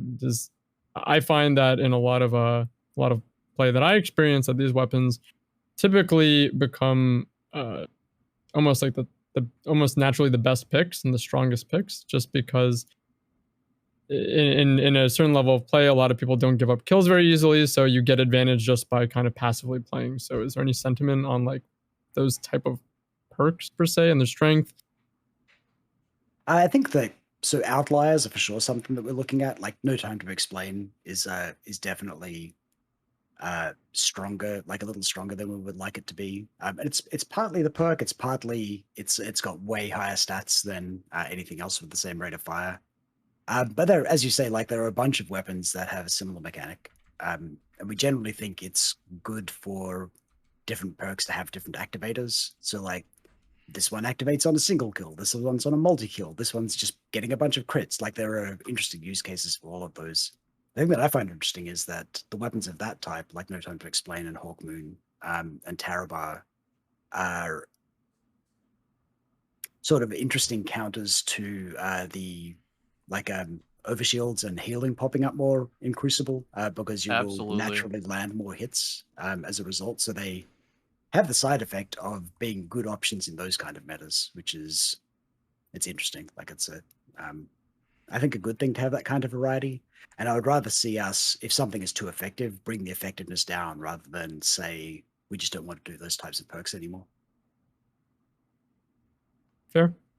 Thanks. I'll comment that the prevalence of overshield and healing makes it almost not feel like variety for me, because I had Hawkmoon glued to my hip in competitive modes because of seeing it so much. It didn't feel like anything else was a competitive option.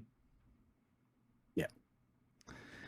On the that's understandable. I'm At least sorry, you go had that ahead. as an option, right? Like it's Yes, it's good that's for a that big sort of point. stuff to True. exist. Yeah.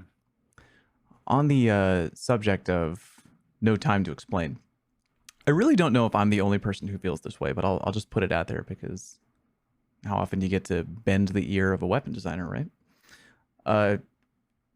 Is the team looking at any way to alter recoil direction or customize recoil direction for exotics? And what I mean by that is I really want to like No Time to Explain because everybody talks about it. Usage numbers are high. Fun weapon. When you get the little gun buddy to come out, I do enjoy that. It's off for me because it has a 90 recoil direction, which, while not bad, 90 is pretty good, but it's not. I like being able to use weapons like the messenger, aside from just feeling great. I feel like I have more control because it's a legendary weapon. If I want to, I can put on counterbalance or whatever. I can't put counterbalance onto an exotic. Which I don't know if this is a concern that anyone in the world has but me, but like, is that on anyone's radar, being able to maybe tinker or tweak the recoil direction of an exotic? So, like recoil aside, is being able to fine tune exotics something that you're all generally for or against? Yes. Yeah, I would say absolutely. I'm for. Okay. Yeah. Big story here. Back in the day, Rumble, Vigilance Wing used to pop off because you used to be able to slot on your armor counterbalance mods. I used to use 3 of them on that, and it would just go perfectly just straight up, and There it you go. was a laser beam. So I do like the, I guess to carry on what Cam said, I do like the augmenting, like what stats of, I guess, of an exotic, but I feel like it's within reason because in some cases it kind of, I feel like there has to be a trade-off. Like there definitely has to be a trade-off because in some ways this is what kind of holds some exotics within the state that they're in. Mm-hmm. Right? That's maybe? fair, Drew. Yeah. That's very fair. I feel like there's like if you could do that to No Time to Explain, it would be extremely oppressive, right? Like it is. Then I just think kind of a everybody would thing. slot on an Icarus grip or whatever if that's possible. And I was almost hoping that would be more reflected in the AE stat across all exotics. Like it would almost assume that Icarus grip would be slotted in when choosing that number. Yeah. Like osteo. Oh yeah, Craft- exactly. craftable. That's where I was going to go. Like, so first of all, we had Hawk Moon and Dead Man's Tale, which were sort of an experiment to see whether players would like the idea of customizing their weapons. Because it was like random rolls, it wasn't something that was super popular, but there was enough sentiment that players would like to have a little bit of control over the details of their weapon. And yeah, so we did Osteostriga, that was like fully craftable. And we are likely to do more craftable exotics in the future. So if you see Nice. a craftable exotic pulse rifle come up in a future season, you should see what happens when you put like tempered compensator on it or something like that and get the recoil direction that you want. Aside from subject, that, though, I'm letting you go there. Might be. Oh yeah. So sort of we're talking a little bit about Pellet RNG a while ago. Mm-hmm.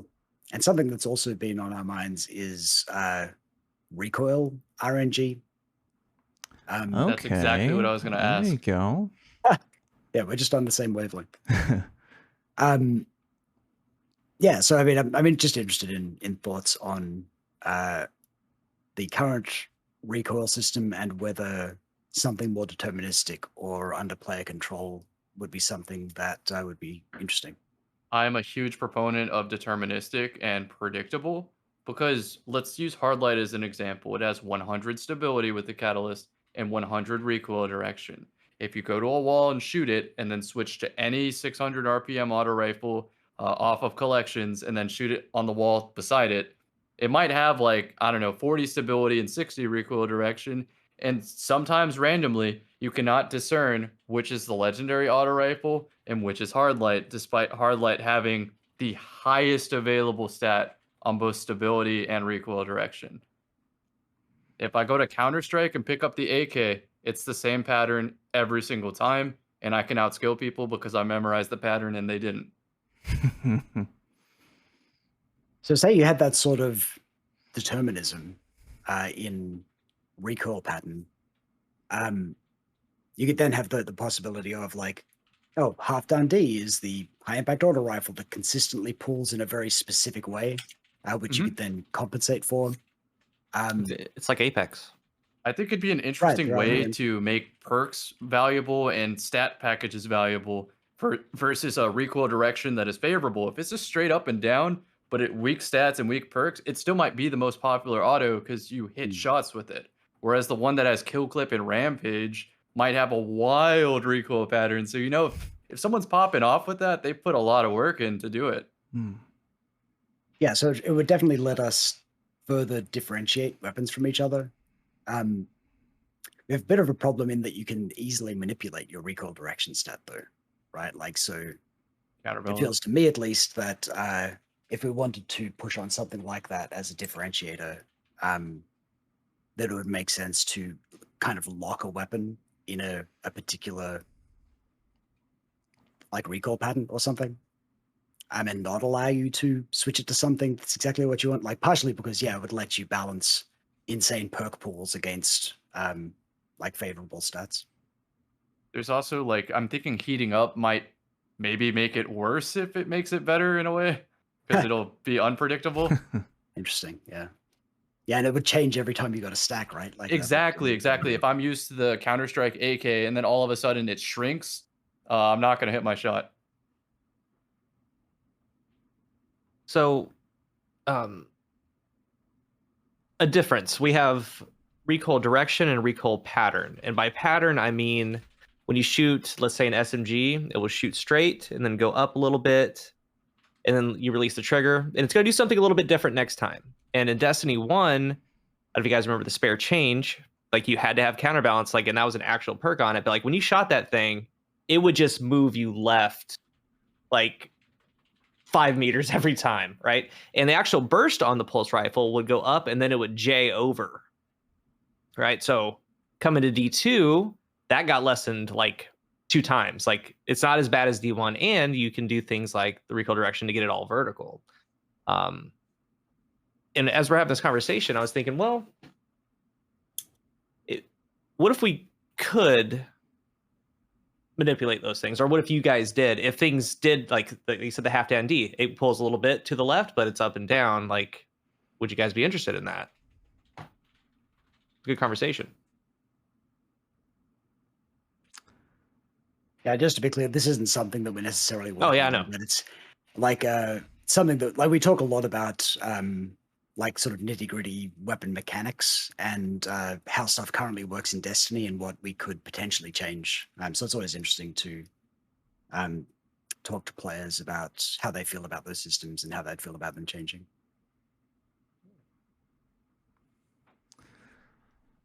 Can I ask another shotgun question? Yeah, go for it. You start with that. How does the weapon team feel right now about the current performance of pellet spread shotguns? Are they maybe where are they? Do you think they're in a good spot right now? Do you think maybe potential overtune somewhere in the middle on their overall performance? I think they're probably a little bit below where we want them to be, but it's a lot to say because their usage is still just wildly high for whatever reason. But I think at least all of the other special weapons are pretty competitive against them, which is kind of what we were hoping to achieve. There's certainly room to fiddle with them a bit more, though.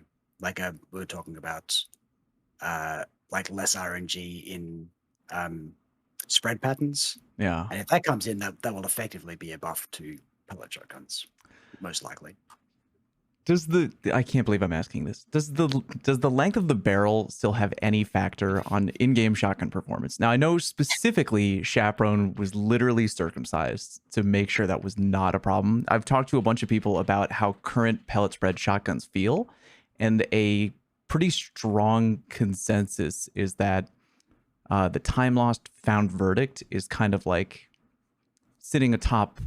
There's like a little bit of king of the mountain here of pellet spread shotties in the meta right now. I can't help but wonder if it's due to that extra length of the barrel on there. I really don't want to go back into a private lobby for like 30 hours to try and figure it out on my own. I just figured you're here. Might as well just ask you right now. I believe we addressed all of those issues. Okay. So the barrel length shouldn't have an effect anymore. Perfect. Okay. Just wanted hard clarification on that. Yeah. It is hard to say 100%, of course, because sure. I'm not going to go and shoot a shotgun against a wall 1,000 times. Yeah, only a crazy person would do that. We got a guy for that, Chris. No big deal. Only a lunatic would do that. Okay, thank you. That was my little question there. Drew, go ahead.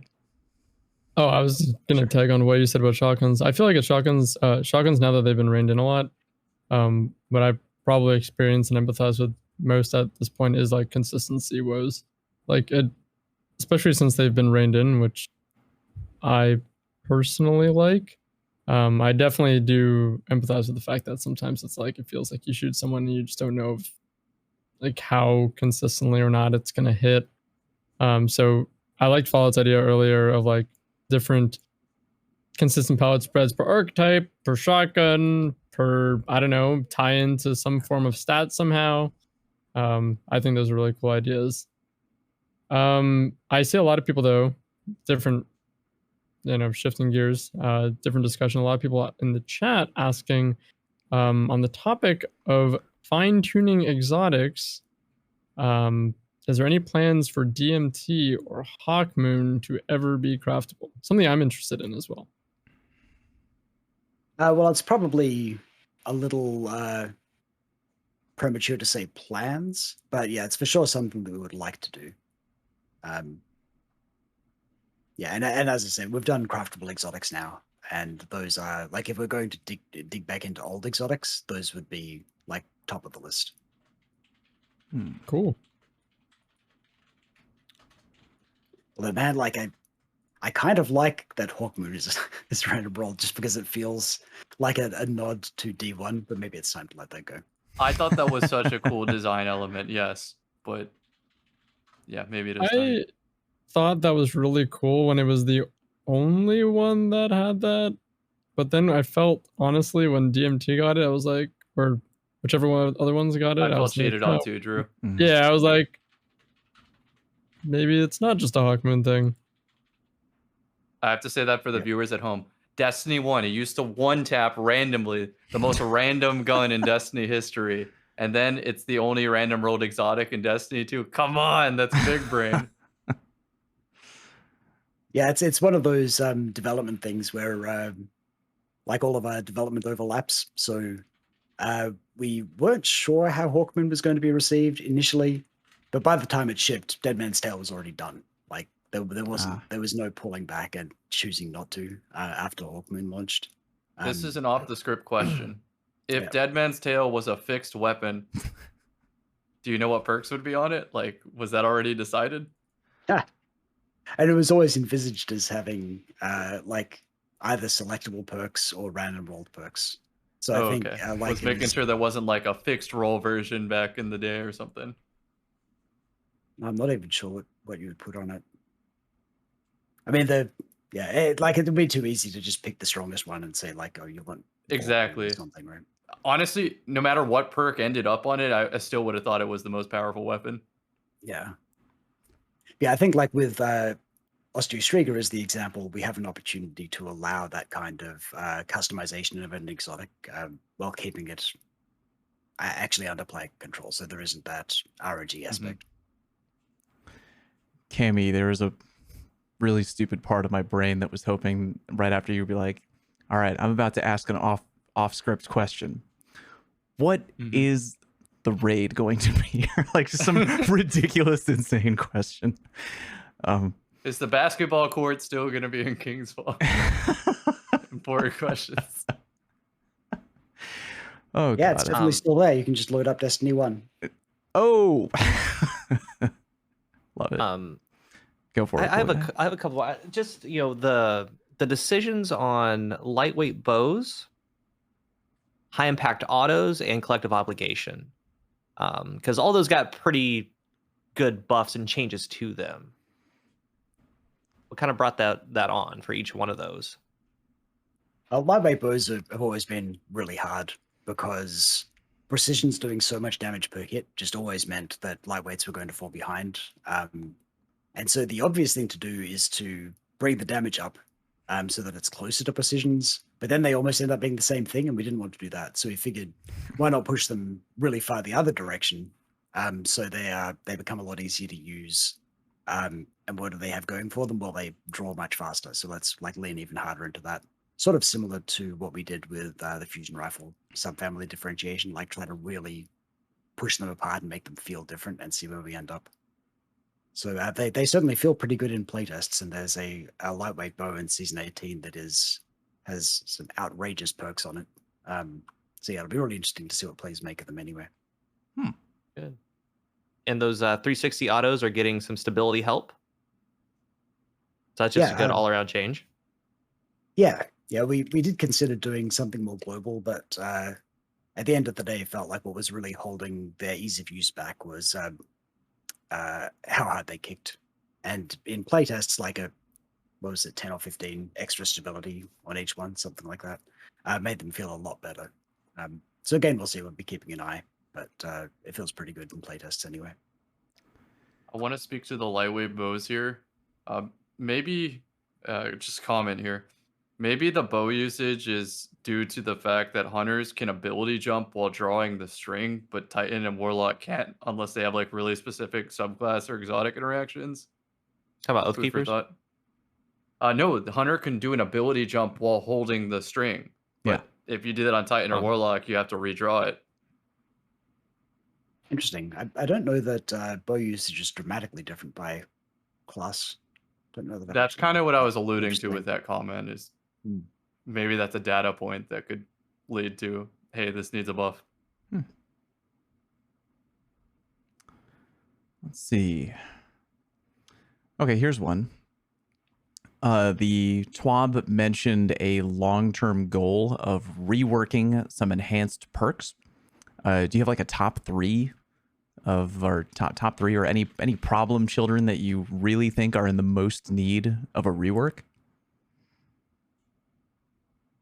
Yeah, so when we started doing enhanced perks, in some cases it was just tricky to figure out how to enhance a perk. Like some perks have such specific effects, such binary effects that it's very difficult to come up with a strong way to buff that just a little bit. Yeah, we did. I talked to the team a little bit about this.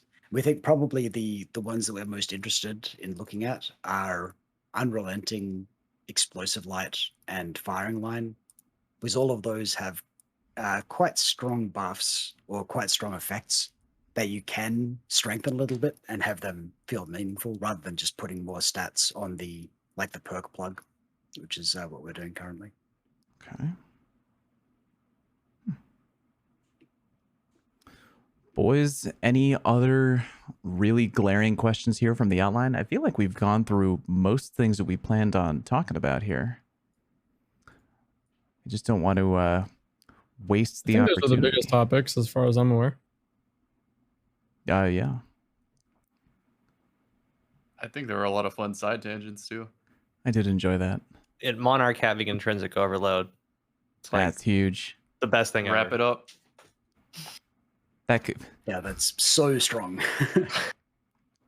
Was Mercules involved in that in any way, or was that kind of decided before he was coming on board?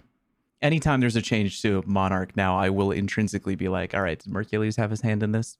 Was it the tank top? Was it tank top man?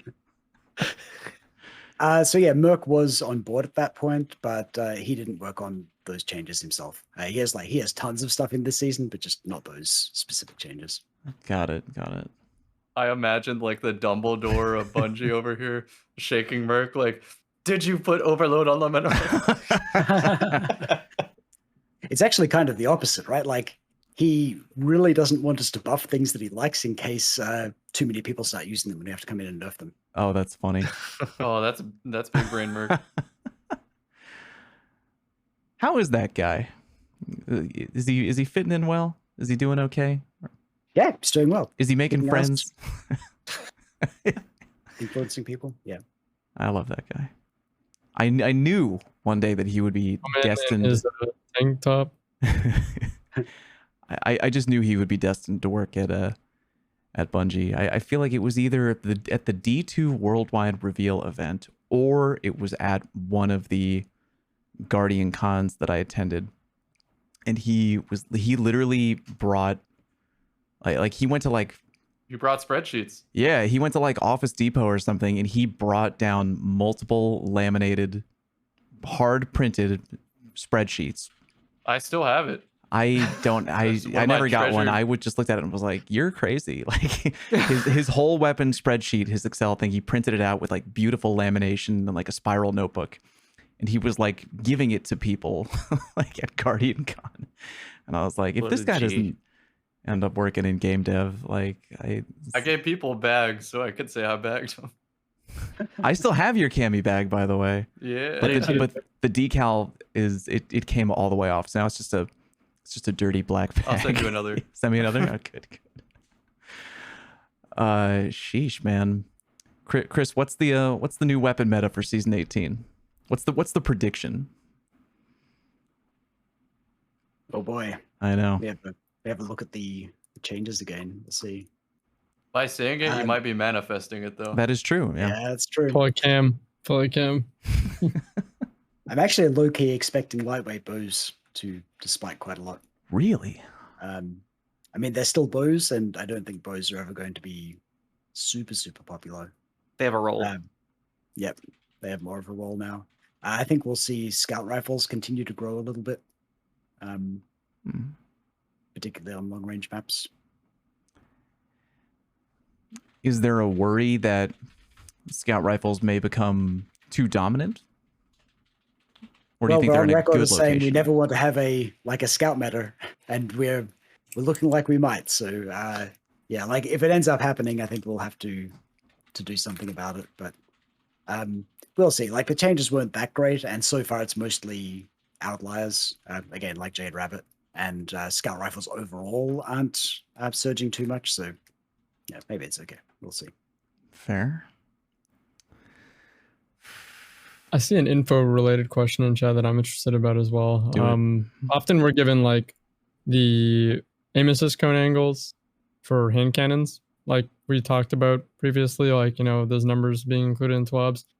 Yeah. Is there any way to, like, I don't know if you would have this on hand or not. This is pretty, you know, impromptu, but do you, is there any way to get the values on like other weapons, like pulse rifles or like, I guess other primary weapons?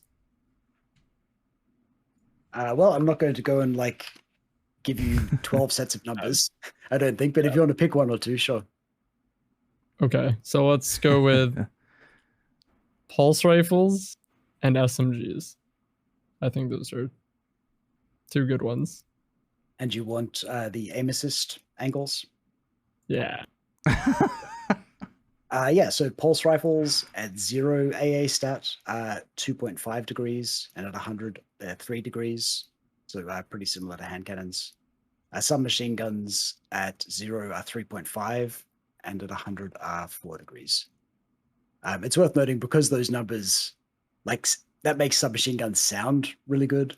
But the thing is that if you've got a really close range weapon, you actually need a wider AA cone because stuff is moving so fast relative to you that if you have a narrow one, they're very, very hard to use. Very true. That's cool. So it's cool to hear that like pulses and hand cannons are similar. Does the zoom on pulses have an effect on that perhaps? Like, because again, like we talked about the phenomenon of like being closer and things perceiving to be like moving faster. And this is partly why high zoom weapons are harder to use, right? Like that's intended to be part of the trade-off of a high zoom scope. It just turns out to be not a big enough trade-off in some cases. I see. Cool. But yeah, like the cone is the same angle, but relative to your zoom, it appears narrower, right? Getting that right? Anyway, yeah. We know what you mean regardless. Yeah. Cool. Here's a question. Is there anything that you're able to share with us that we haven't asked you about and you're kind of like hoping that we would ask you about so you could mention it? Is there anything that you are able or allowed to share that we haven't covered yet? Kind of a wide net on that one. Yeah, let me think.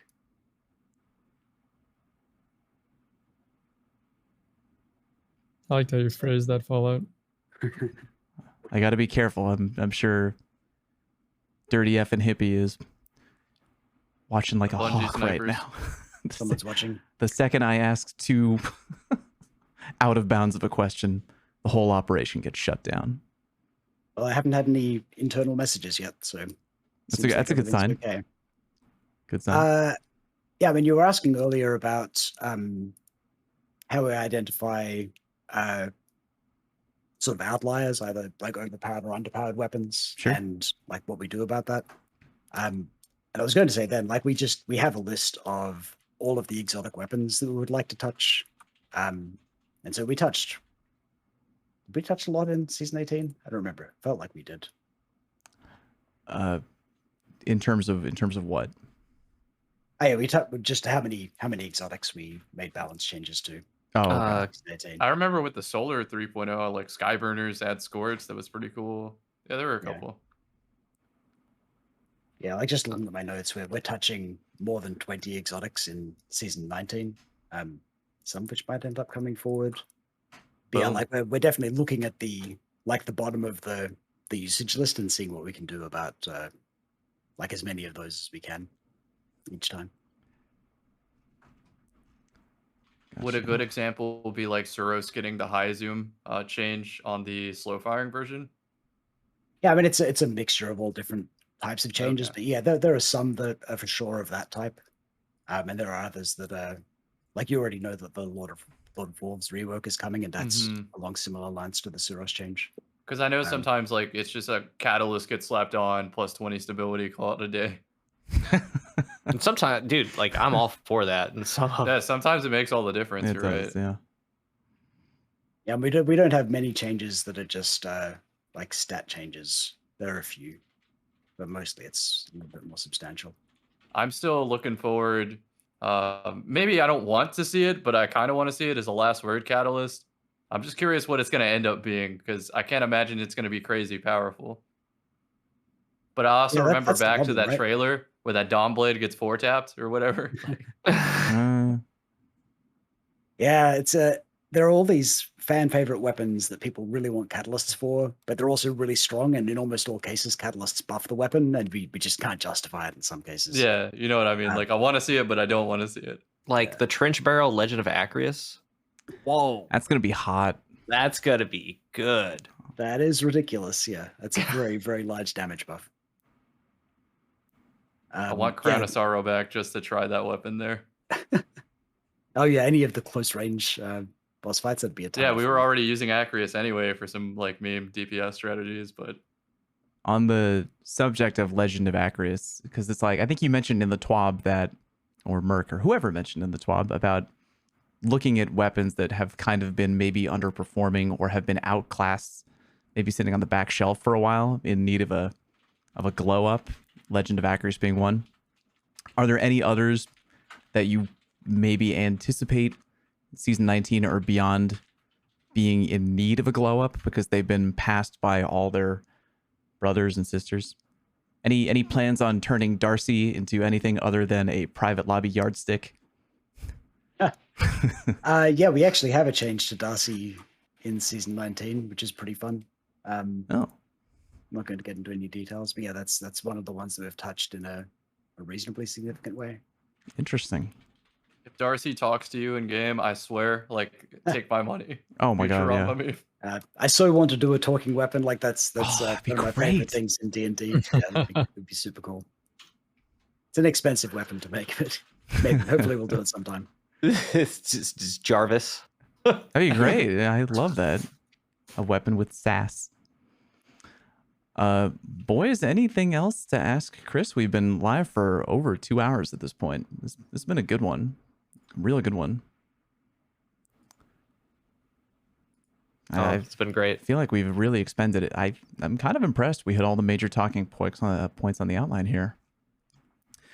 What outrageous questions can we ask before Dylan breaks through my window? Is Cade really dead? Is he coming back? I know you can answer. Any plans to add sex to D2?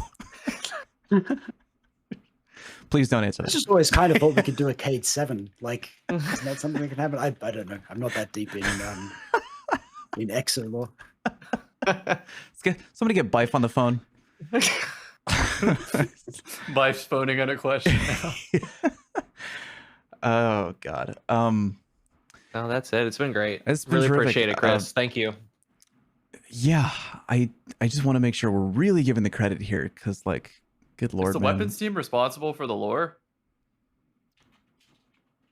No, Not we at all. work- Just the we work design with- of like the in-game shooting.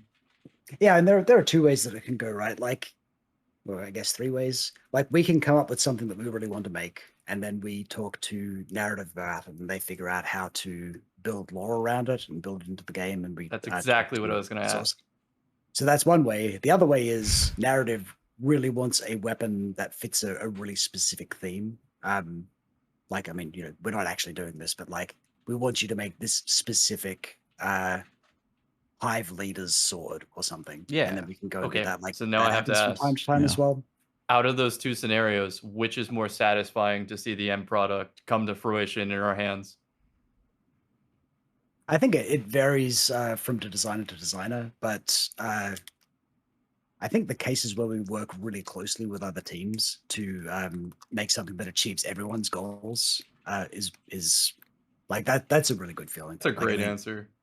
Dead Man's everybody Tale is one of wins. those, right? Like, where the 2 things were developed in isolation, but then the weapon ended up being this, like, the signature weapon for the Shadow of Callus, right? And there's just this really cool thematic line there, even though the weapon doesn't look like Egregore or like a corrupted Cabal stuff, right?